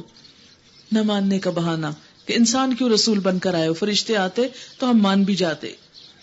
اصل دلچسپی ماننے سے ہے، اللہ کے حکم سے ہے یا فرشتوں سے ہے؟ یہ تو امپورٹنٹ نہیں کہ کون پہنچاتا ہے، اصل چیز کیا ہے، پہنچایا کیا جا رہا ہے۔ جیسے حدیث میں بھی آتا ہے نا کہ یہ نہ دیکھو کہ کون کہہ رہا ہے، یہ دیکھو کیا کہہ رہا ہے، اگر ٹھیک کہہ رہا ہے تو لے لو، اگر ٹھیک نہیں کہہ رہا تو نہ لو۔ عاد کا حال یہ تھا کہ وہ زمین میں کسی حق کے بغیر بڑے بنے بیٹھے تھے اور کہنے لگے کون ہے ہم سے زیادہ زور آور۔ ان کو یہ نہ سوجھا کہ جس خدا نے ان کو پیدا کیا وہ ان سے زیادہ زور آور ہے۔ آج بھی دنیا میں کچھ لوگ اپنے آپ کو بڑی چیز سمجھتے ہیں، بڑا طاقتور سمجھتے ہیں، لیکن اصل طاقت یاد رہے اللہ ہی کی ہے۔ وہ ہماری آیات کا انکار ہی کرتے رہے، آخرکار ہم نے چند منحوس دنوں میں سخت طوفانی ہوا ان پر بھیج دی تاکہ انہیں دنیا ہی کی زندگی میں ذلت اور رسوائی کے عذاب کا مزہ چکھا دیں، اور آخرت کا عذاب تو اس سے بھی زیادہ رسوا کن ہے، وہاں کوئی ان کی مدد کرنے والا نہ ہوگا۔ رہے سمود تو ان کے سامنے ہم نے راہ ہدایت پیش کی، مگر انہوں نے راستہ دیکھنے کی بجائے اندھا بن رہنا پسند کیا۔ آخر ان کے کرتوتوں کی بدولت ذلت کا عذاب ان پر ٹوٹ پڑا، اور ہم نے ان لوگوں کو بچا لیا جو ایمان لائے تھے اور گمراہی اور بدعملی سے پرہیز کرتے تھے۔ اور ذرا اس وقت کا خیال کرو جب اللہ کے یہ دشمن دوزخ کی طرف جانے کے لیے گھیر لائے جائیں گے، ان کے اگلوں کو پچھلوں کے آنے تک روک رکھا جائے گا، پھر جب سب وہاں پہنچ جائیں گے تو ان کے کان اور ان کی آنکھیں اور ان کے جسم کی کھالیں ان پر گواہی دیں گی کہ وہ دنیا میں کیا کچھ کرتے رہے ہیں۔ یعنی قیامت کے دن انسان کے گواہ انسانوں اور اعمال ناموں کے علاوہ اس کے اپنے ہی جسم کے ہاتھ پاؤں ہوں گے۔ انسان اپنے ہاتھوں سے تو نہیں چھپ سکتا کہ چھپ سکتا ہے، اور اپنے جسم کی کھالوں سے کہیں گے۔ آپ کو معلوم ہے کہ لیٹسٹ یہ ریسرچ آئی ہے نا اسکن اسپیچ کی، سائنسدانوں کا خیال یہ ہے کہ سب سے بہترین ریسیپٹیو آواز کا انسان کی اپنی اسکن ہے، اور ہر چیز اس پہ ریکارڈ ہو رہی ہے، اور وہ ایسی چیز کی تلاش میں جو اس ریکارڈ کو چلا دے۔ یعنی اس حد تک مان لیا گیا ہے کہ یہ ریکارڈرز ہیں، ریکارڈ ہو رہی ہے، اسکن ساری ریکارڈ کر رہی ہے، کیونکہ اسکن ہی پر ٹھنڈ، گرمی، سردی، دکھ، درد، تکلیف، خوشی، پریشانی سب کے اثرات آتے ہیں، رونگٹے کھڑے ہو جاتے ہیں، انسان کا رنگ بدل جاتا ہے مختلف مواقع پر۔ تو یہ بات ایک طرح سے بہت یعنی خوف دلانے والی بھی ہے کہ ہم جو بولیں ہاتھوں پہ ہی ریکارڈ ہوتا جائے، اور اگر کسی وقت کوئی ایسی سوئی جیسے پلیئر کی ہوتی ہے گراموفون کی اگر ایجاد ہو گئی جو ہاتھوں پہ چلا کے انسان کے سارے راز اگال لیے جائیں تو کیا ہوگا؟ دنیا میں کوششیں ہو رہی ہیں، تو اللہ کے لیے کیا مشکل ہے۔ وہ کہیں گے تم نے ہمارے خلاف کیوں گواہی دی؟ وہ جواب دیں گے ہمیں اسی خدا نے گویائی دی جس نے ہر چیز کو گویا کر دیا۔ اللہ نے ہمیں بولنے کا کہا، ہم بول پڑے۔ اسی نے تم کو پہلی مرتبہ پیدا کیا تھا اور اب اسی کی طرف تم واپس لائے جا رہے ہو۔ تم دنیا میں جرائم کرتے وقت جب چھپتے تھے تو تمہیں یہ خیال نہ تھا کہ کبھی تمہارے اپنے کان اور تمہاری آنکھیں اور تمہارے جسم کی کھالیں تم پہ گواہی دیں گی۔ یہ آیت سب اچھی طرح غور سے سن لیں، کیونکہ ہر شخص بعض اوقات لوگوں کے سامنے بہت اچھا بنتا ہے لیکن تنہائی میں انتہائی غلط کام کرتا ہے۔ مثلا چوری تنہائی میں، زنا تنہائی میں، بعض اوقات غیبت کسی کی تنہائی میں، کسی کے خلاف سازشیں تنہائی میں۔ فرمایا دنیا میں جرائم کرتے وقت جب تم چھپتے تھے تو تمہیں یہ خیال نہ تھا کہ کبھی تمہارے اپنے کان، کیونکہ جرم کے وقت کان تو باہر نہیں رکھ کے آ سکتے، تمہاری آنکھیں یہ بھی نکال کے الگ نہیں رکھ سکتے، تمہاری کھالیں اسکن کا ڈریس نہیں اتار سکتے، باقی ڈریس چینج کر لیں۔ مجھے کسی نے کہا کہ کالجز کے بارے میں عموماً یہ بات مشہور ہوتی ہے، نام لینے کی ضرورت نہیں کسی بھی کالج کا، کہا کہ کچھ لڑکیاں کالج یونیفارم میں گھر سے آتی ہیں، ساتھ رنگین کپڑے لے آتی ہیں، پھر کہیں چینج کر کے تو ادھر ادھر غائب ہو جاتی ہیں، پھر وہ چھٹی کے وقت پھر یونیفارم چینج کر کے چلی آتی۔ تو بات یہ ہے کہ انسان یونیفارم چینج کر سکتا ہے، یہ سکن چینج نہیں کر سکتا. یہ ساتھ ہوتی ہے جو ہر چیز دیکھ رہی ہے. کانوں کو نہیں کہیں اور رکھ سکتا، آنکھیں نکال کے نہیں کہیں رکھ سکتا. اور قیامت کے دن کوئی بھی نہ دیکھتا ہو، یہ دیکھ رہے ہیں، انہوں نے بولنا شروع کر دینا ہے. انسان ان سے کہاں بھاگے گا، ان کو کیسے چپ کرائے گا؟ فرمایا تمہارے اپنے کان، تمہاری آنکھیں اور تمہارے جسم کی کھالیں تم پہ گواہی دیں گی، بلکہ تم نے تو یہ سمجھا تھا کہ تمہارے بہت سے اعمال کی اللہ کو بھی خبر نہیں، یعنی یہ بھی بھول جاتے تھے کہ اللہ دیکھ رہا ہے. تمہارا یہی گمان جو تم نے اپنے رب کے ساتھ کیا تھا تمہیں لے ڈوبا، اور اسی کی بدولت تم خسارے میں پڑ گئے. فَإِن يَصْبِرُوا، اس حالت میں اگر وہ صبر کریں یا نہ کریں، فَالنَّارُ مَثْوًى لَهُمْ، آگ ان کا ٹھکانہ ہے. وَإِن يَسْتَعْتِبُوا فَمَا هُم مِّنَ الْمُعْتَبِينَ، اور اگر وہ رجوع کا موقع چاہیں تو کوئی موقع انہیں نہ دیا جائے گا. ہم نے ان پر ایسے ساتھی مسلط کر دیے تھے جو انہیں آگے اور پیچھے ہر چیز خوشنما بنا کر دکھاتے تھے. آخرکار ان پر بھی وہی فیصلہ عذاب چسپاں ہو کر رہا جو ان سے پہلے گزرے ہوئے جنوں اور انسانوں کے گروہوں پہ چسپاں ہو چکا تھا. یقیناً وہ خسارے میں رہ جانے والے تھے. وقال الذين كفروا لا تسمعوا لهذا القرآن والغوا فيه لعلكم تغلبون. یہ منکرین حق کہتے ہیں اس قرآن کو ہرگز نہ سنو، اس قرآن کو ہرگز نہ سنو، اور جب یہ سنایا جائے تو اس میں خلل ڈالو، شور مچاؤ، ڈسٹریکٹ کرو، بدتمیزی کرو تاکہ سنانے والا سنا نہ سکے. شاید اس طرح تم غالب آ جاؤ، یعنی تمہاری بات ہی مانی جائے. ان کافروں کو ہم سخت عذاب کا مزہ چکھا کر رہیں گے، یعنی جو دوسروں کو قرآن سننے سے روکتے ہیں، اور جو بدترین حرکات یہ کرتے رہے ہیں ان کا پورا پورا بدلہ انہیں دیں گے. وہ دوزخ ہے جو اللہ کے دشمنوں کو بدلے میں ملے گی، اسی میں ہمیشہ ہمیشہ کے لیے ان کا گھر ہوگا. اللہ. اب دیکھیں کہ کسی ایسے علاقے میں اگر انسان کو رہنا پڑے جہاں بہت شور، پولوشن اور بہت گندگی ہو، آس پاس کی فضا اچھی نہ ہو، تو انسان کیا سوچتا ہے کب یہ گھر بدلوں گی، کب دوسری جگہ جاؤں گی. لیکن جہنم کا گھر، اس کی تو کوئی چینج ہی نہیں، کوئی آلٹرنیٹ ہی نہیں. یہاں کیا ہوتا ہے، زیادہ گرمی ہے، چلو مری چلتے ہیں، چلو فلاں ملک میں چلتے ہیں، گرمیاں گزار آتے ہیں تاکہ یہ حبس اور گرمی سے جان چھوٹے. وہاں تو کسی دوسرے ملک میں جانے کی کوئی گنجائش نہ ہوگی، کیونکہ سارے پیسے جو دنیا میں ہم جمع کرتے ہیں ایک جگہ سے بھاگنے کے لیے، وہ قیامت کے دن تو کام ہی نہ آئیں گے، وہ تو سارے یہیں رہ جائیں گے. سب نوٹ یہیں کے یہیں رہ جائیں گے. آخرت میں تو وہ نوٹ چلیں گے بھی نہیں کہ کرنسی بدل جائے گی. پھر انسان کہاں جائے گا بھاگ کر؟ اب تو کہتے ہیں کہ مر جائیں گے، مر جائیں گے، مر کے بھی چین نہ پایا تو کدھر جائیں گے؟ پھر تو کوئی راستہ نہ ہوگا. یہ ہے سزا اس جرم کی کہ وہ ہماری آیتوں کا انکار کرتے رہے ہیں. وہاں یہ کافر کہیں گے اے ہمارے رب ذرا ہمیں دکھا دے ان جنوں اور انسانوں کو جنہوں نے ہمیں گمراہ کیا تھا، ذرا ہمارا شیطان ہمیں دکھا کدھر ہے جس نے ہمیں گمراہ کیا تھا، اور وہ انسان بھی سامنے لیا جنہوں نے ہمیں بھٹکایا تھا. ہم کیا کریں؟ نجعلہما تحت اقدامنا، ہم انہیں اپنے پاؤں کے نیچے روندیں، پاؤں کے نیچے ان کو لتاڑیں غصے میں، تاکہ وہ خوب ذلیل و خوار ہوں. ان الذين قالوا ربنا الله ثم استقاموا تتنزل عليهم الملائكة الا تخافوا ولا تحزنوا وابشروا بالجنة التي كنتم توعدون. جن لوگوں نے کہا، کون ہے وہ لوگ؟ جو بھی لوگ، خواہ وہ آپ ہو یا میں، جن لوگوں نے کہا، کیا کہا؟ ربنا اللہ، اللہ ہمارا رب ہے. ثم استقاموا، پھر اس پہ جم گئے، ثابت قدم رہے. یعنی بائی چانس اللہ نہیں کہہ دیا اپنا رب، بلکہ پورے یقین کے ساتھ کہا. کیونکہ حضرت انس کی روایت ہے کہ نبی صلی اللہ علیہ وسلم نے فرمایا بہت سے لوگوں نے اللہ کو اپنا رب کہا مگر ان میں سے اکثر کافر ہو گئے.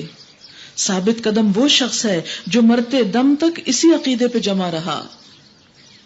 یعنی یہ عزم بار بار دہرانا چاہیے کہ ہمارا رب خالق، مالک، آقا، پروردگار، حاجت روا، مشکل کشا، سب کچھ اللہ ہی ہے. جن لوگوں نے کہا اللہ ہمارا رب ہے، پھر وہ اس پہ جمے رہے. یعنی اللہ کے ساتھ کسی کو شریک نہ بنایا، کسی اور کی طرف توجہ نہ کی.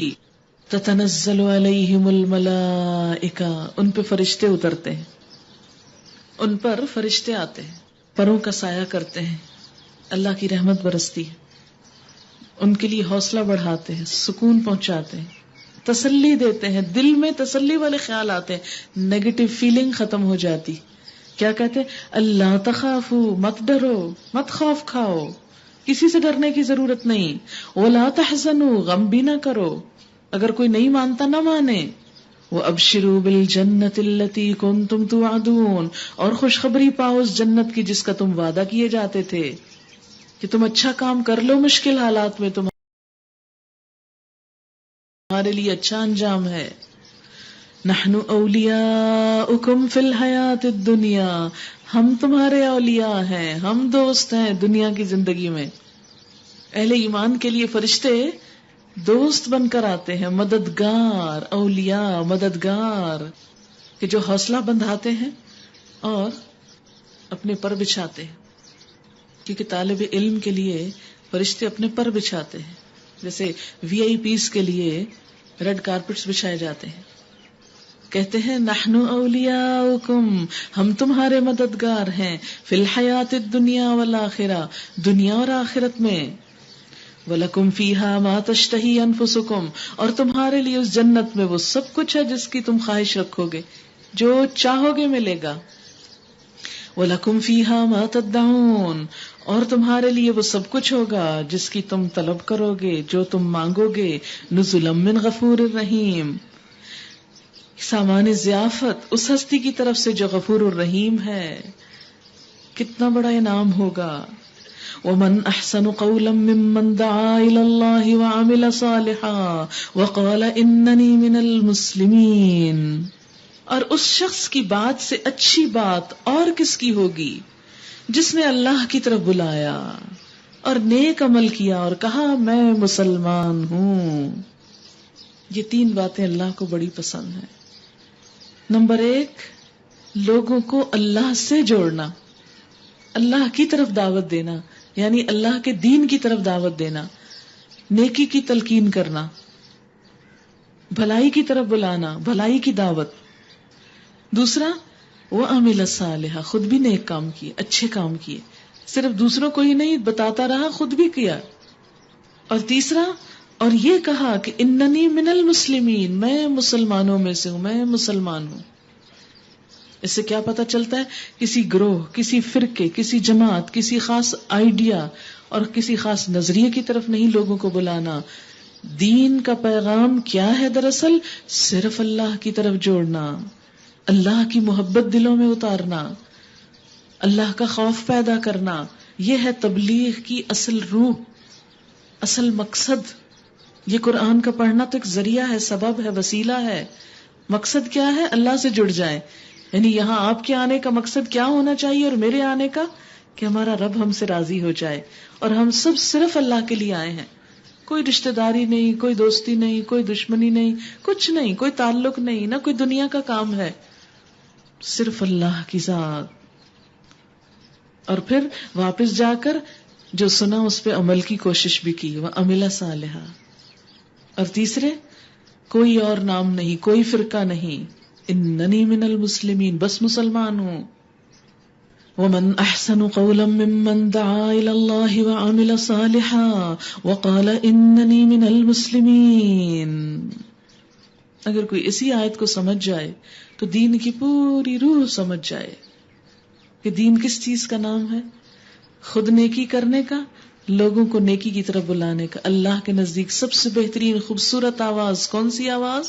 جو لوگوں کو خدا کی طرف بلا رہی ہو اور بلانے والا خود بھی نیک ہو، اور پھر اپنے آپ کو صرف مسلمان کا، یعنی اللہ کا بندہ، اور بس اس کی صرف یہی شناخت ہو.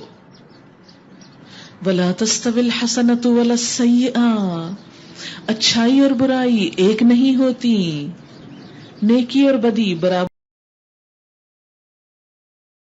نہیں ہوتی. ادفع باللتی ہی احسن، برائی کو اس چیز سے دور کرو جو زیادہ اچھی ہو. یعنی کہیں بھی کوئی غلطی ہو، کوئی کوتاہی ہو، کوئی بری چیز ہو اس کو اچھائی سے دور کرو، احسن طریقے سے. یعنی جب لوگوں کو اللہ کی طرف بلاؤ، اور لوگوں کا ظاہر ہے کہ ہر ایک کا آپ کے سامنے پازیٹیو ری ایکشن نہیں ہوگا، بہت سے لوگ آپ کے سامنے نیگیٹو ری ایکشن کریں گے، بدتمیزی کریں گے، بد اخلاقی کریں گے، کوسنے بھی دیں گے، قتل کی دھمکی اور بہت سی چیزیں. ظاہر ہے جتنا جتنا جس کا ظرف ہوگا اتنی بڑی اس کی مخالفت ہوگی. تو ایسے میں لوگوں کی مخالفت، لوگوں کی نفرت، لوگوں کی عداوت اور لوگوں کی طرف سے آئی ہوئی اذیت کا جواب کس سے دینا ہے؟ بھلائی سے دینا ہے، خیر خواہی سے دینا ہے. جو یہ نہیں کر سکتا وہ اللہ کا کام نہیں کر سکتا. برائی کا بدلہ بھلائی سے. مثلاً اگر کسی جگہ کوئی گندگی پڑی ہے، آپ گندے برش سے اس کو صاف کر رہے ہیں، کیا ہوگا؟ آپ کپڑے دھو رہے ہیں سفید میلے پانی سے، سفید نکھریں گے؟ کبھی نہیں نکھر سکتے. کسی کی برائی دور کر رہے ہیں برے طریقے سے، وہ اور پکی ہو جائے گی، دور نہیں ہوگی. تو دین کی تبلیغ کرنے والوں کو اس حسن اخلاق سے مزین ہونا چاہیے کہ ادفع باللتی ہی احسن، برائی کو بھلائی سے دور کرو. کسی کے تکلیف کے جواب میں، کسی کے پتھر کے جواب میں پھل ہی بھیجو. آپ دیکھیں کہ کہتے ہیں نا کہ مومن کی مثال پھلدار درخت کی طرح ہے، کہ اگر اس کو کوئی پتھر بھی مارتا ہے پھلدار درخت کو تو وہ جواب میں کیا دیتا ہے؟ پھل دیتا ہے. تو بندہ مومن جسے اللہ کی محبت میں سب کام کرنا ہے، وہ لوگوں کی طرف سے برا بھی سنتا ہے تو جواب میں ان کے لیے دعا ہی کرتا ہے، اور کرنی چاہیے. فرمایا اس کا فائدہ کیا ہوگا؟ فَإِذَا الَّذِي بَيْنَكَ وَبَيْنَهُ عَدَاوَةٌ، کہ پھر اگر تمہارے اور اس شخص کے درمیان کوئی عداوت ہوئی، دشمنی ہوئی، کوئی بدگمانی ہوئی، نفرت ہوئی، تو وہ دور ہو جائے گی. کیسے؟ كَأَنَّهُ وَلِيٌّ حَمِيمٌ، گویا کہ وہ دلی دوست ہو گیا. حمیم حما سے، حما بخار کو کہتے ہیں، ہم ہوتا ہے حمیم کھولتے پانی کو بھی کہتے ہیں. ایسا دوست جو دوسرے دوست کی محبت میں ابل رہا ہو، کھول رہا ہو، یعنی شدید محبت کی طرف اشارہ ہے کہ دشمن بھی دوست بن جائے گا. اب دیکھیں کہ جس دعوت دین میں دشمن دوست نہ بنے وہ دعوت دین ہی نہیں. آپ کو معلوم ہے کہ ہمارے اس بر صغیر کے علاقے میں اولیاء اللہ نے، اللہ کے نیک بندوں نے کثرت سے اسلام پھیلایا تھا، کثرت سے. بڑے بڑے بزرگوں نے ہزاروں کی تعداد میں لوگوں کو مسلمان کیا تھا. کیا وجہ ہے کہ آج یہ نہیں ہو رہا؟ آج بھی وہی علاقہ ہے، وہی زمین ہے، مسلمان بھی ہیں، مبلغین بھی ہیں، عالم بھی ہیں، سب ہیں، لیکن جو ہندو ہے، جو عیسائی ہے عیسائی، کوئی اسلام میں نہیں آ رہا، بلکہ دوسرے تو اسلام میں کیا اپنے ہی نہیں آ رہے، اپنی مسجدیں خالی ہو گئی ہیں. کیوں ایسا ہوا؟ ہمیں سوچنا چاہیے. اور یہ صرف یہ نہ کہیں کہ علماء کی ذمہ داری، ہم میں سے ہر مسلمان کی ذمہ داری. تو گزشتہ دور میں جو لوگ ہزاروں کی تعداد میں مسلمان ہوئے تھے، اس کی وجہ یہ تھی کہ محبت سے لوگوں کو دین کی طرف بلایا گیا تھا. برائی کے جواب میں، گالی کے جواب میں دعا دی گئی تھی. تو جب تک آپ کے اندر بھی یہ اخلاق نہیں ہوگا اس وقت تک دین پھیل نہیں سکتا. کیوں؟ اس لیے کہ یہ کام انسان اللہ کے لیے کرتا نا، اللہ سے جزا لینے کے لیے. تو کوئی ہماری تعریف کرے یا بد تعریف ہی کرے، اس سے کیا فرق پڑنا چاہیے؟ اگر آپ صرف تعریف ہی چاہتے ہیں تو اس کا مطلب کیا کہ آپ پھر تعریف کے لیے سب کچھ کر رہے ہیں، اللہ کے لیے نہیں کر رہے. اگر اللہ کے لیے کر رہے ہیں تو خواہ کوئی گالیاں بھی دے پھر بھی جمے رہنا ہے کہ کوئی بات نہیں، مجھے تو اپنے رب سے جزا چاہیے. فرمایا اگر تم ایسا کرو گے تو کیا ہوگا؟ تمہارا دشمن بھی دلی دوست بن جائے گا. برائی کا بدلہ احسان سے، زیادتی کا بدلہ معاف کرنے سے، غضب کا بدلہ صبر سے، بےہودگی سے چشم پوشی، مکروہات کو برداشت اور حلم کے ساتھ برداشت کرنا. اب دیکھیں آگ کو آگ بجھا سکتی ہے؟ نہیں بجھاتی نا. آگ کو پانی بجھاتا ہے، اور پانی ٹھنڈک کی علامت ہے، آگ تپش کی. اگر ایک شخص غصے میں آ گیا، تپ گیا آپ پر، آپ ٹھنڈے ہو جائیں، آپ پانی بن جائیں، محبت بن جائے سراپا. وما يلقاها الا الذين صبروا، نصیب نہیں ہوتی یہ بات مگر ان لوگوں کو جو صبر کرتے ہیں، اور یہ مقام حاصل نہیں ہوتا مگر ان کو جو بڑے نصیبے والے، بڑی قسمت والے ہیں. اور اگر تم شیطان کی طرف سے کوئی اکساہٹ محسوس کرو تو اللہ کی پناہ مانگ لو. اللہ کی پناہ یعنی شیطان کرنے نہیں دے گا، کہ اگر لو تم اتنے گرے پڑے ہو، لوگ تمہارے یہ بھی سنا گئے وہ بھی کہے گے، اور تم بدھو ہو گئے، جواب کیوں نہیں دیا، ایک کے بجائے دو بولو. اسے چپ کرا دو، اس کا منہ بند کر دو، اس طرح کی باتیں. اس سے دین کا فائدہ نہیں ہو سکتا، آپ کے اپنے دل کی آگ ٹھنڈی ہو جائے گی. لیکن یاد رکھیں کیا فائدہ اس آگ کے ٹھنڈے ہونے کا جو بڑی آگ کو بھڑکا دے. آگ کو بجھانے کا طریقہ ایسا تو نہیں ہونا چاہیے مثلاً آگ لگی اور آپ پنکھا چلا دیں کہ ہوا آئے گی تو ذرا ٹھنڈ ہو جائے گی، اس سے تو اور پھیل جائے گی آگ. طریقہ وہ ہونا چاہیے جس سے آگ کنٹرول ہو جائے. وہ سب کچھ سنتا اور جانتا ہے. اللہ کی نشانیوں میں سے یہ رات اور دن اور سورج اور چاند ہیں. سورج اور چاند کو سجدہ نہ کرو بلکہ اس خدا کو سجدہ کرو جس نے انہیں پیدا کیا، اگر فی الواقع تم اسی کی عبادت کرنے والے ہو.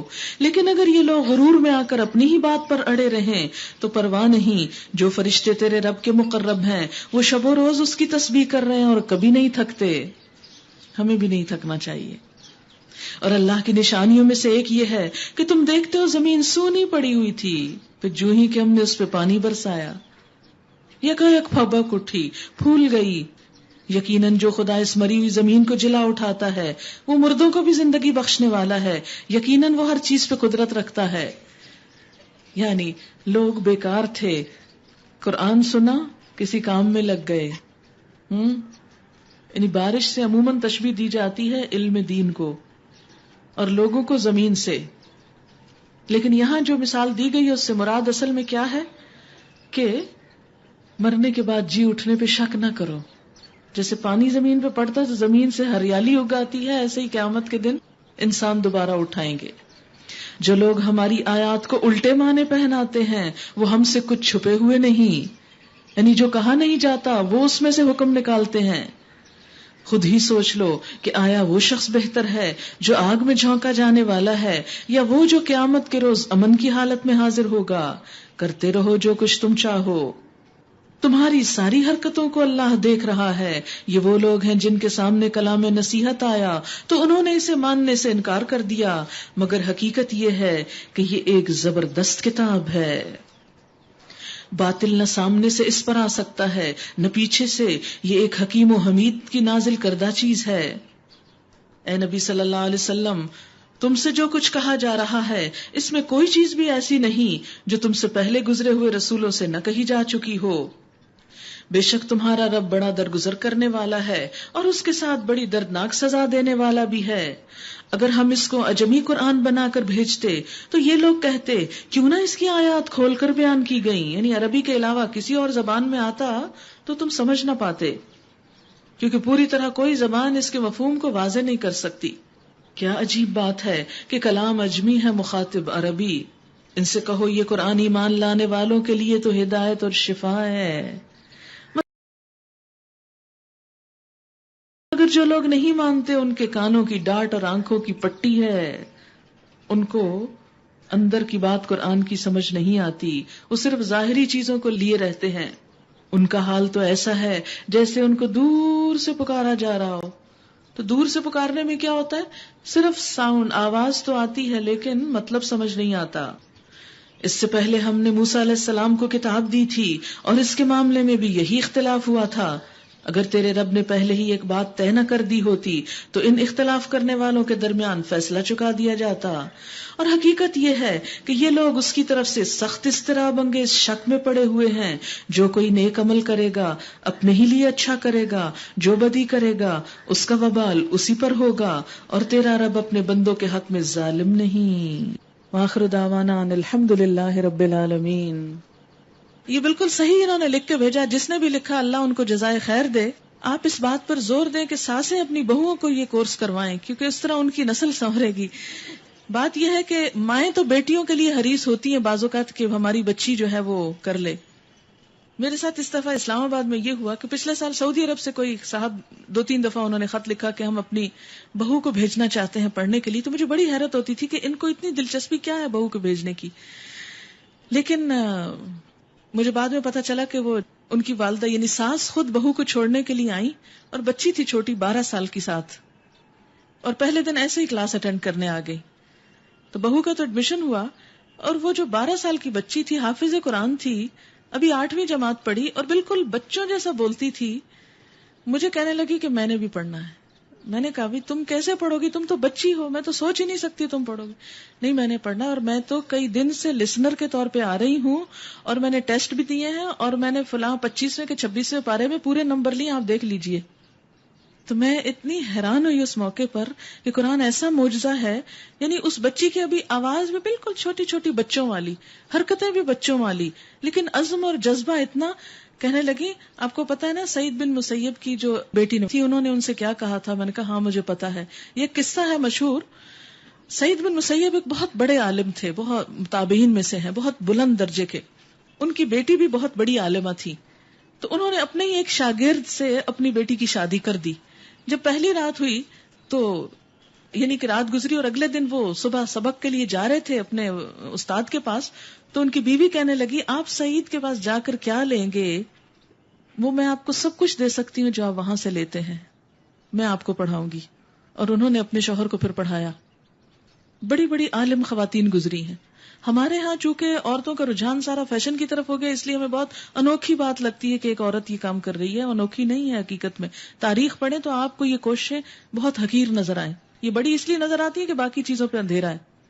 تو وہ مجھے ان کی مثال دینے لگی. سعید بن مسیب کی بیٹی نے بھی تو اتنی چھوٹی عمر میں سب کچھ پڑھا تھا کہ ان کی شادی ہوئی تو انہوں نے اپنے شوہر سے یہ کہا تھا. ان کا جی بالکل صحیح فرمایا آپ نے، ہم ہار گئے آپ جیت گئے، آئیں آپ پڑھیں.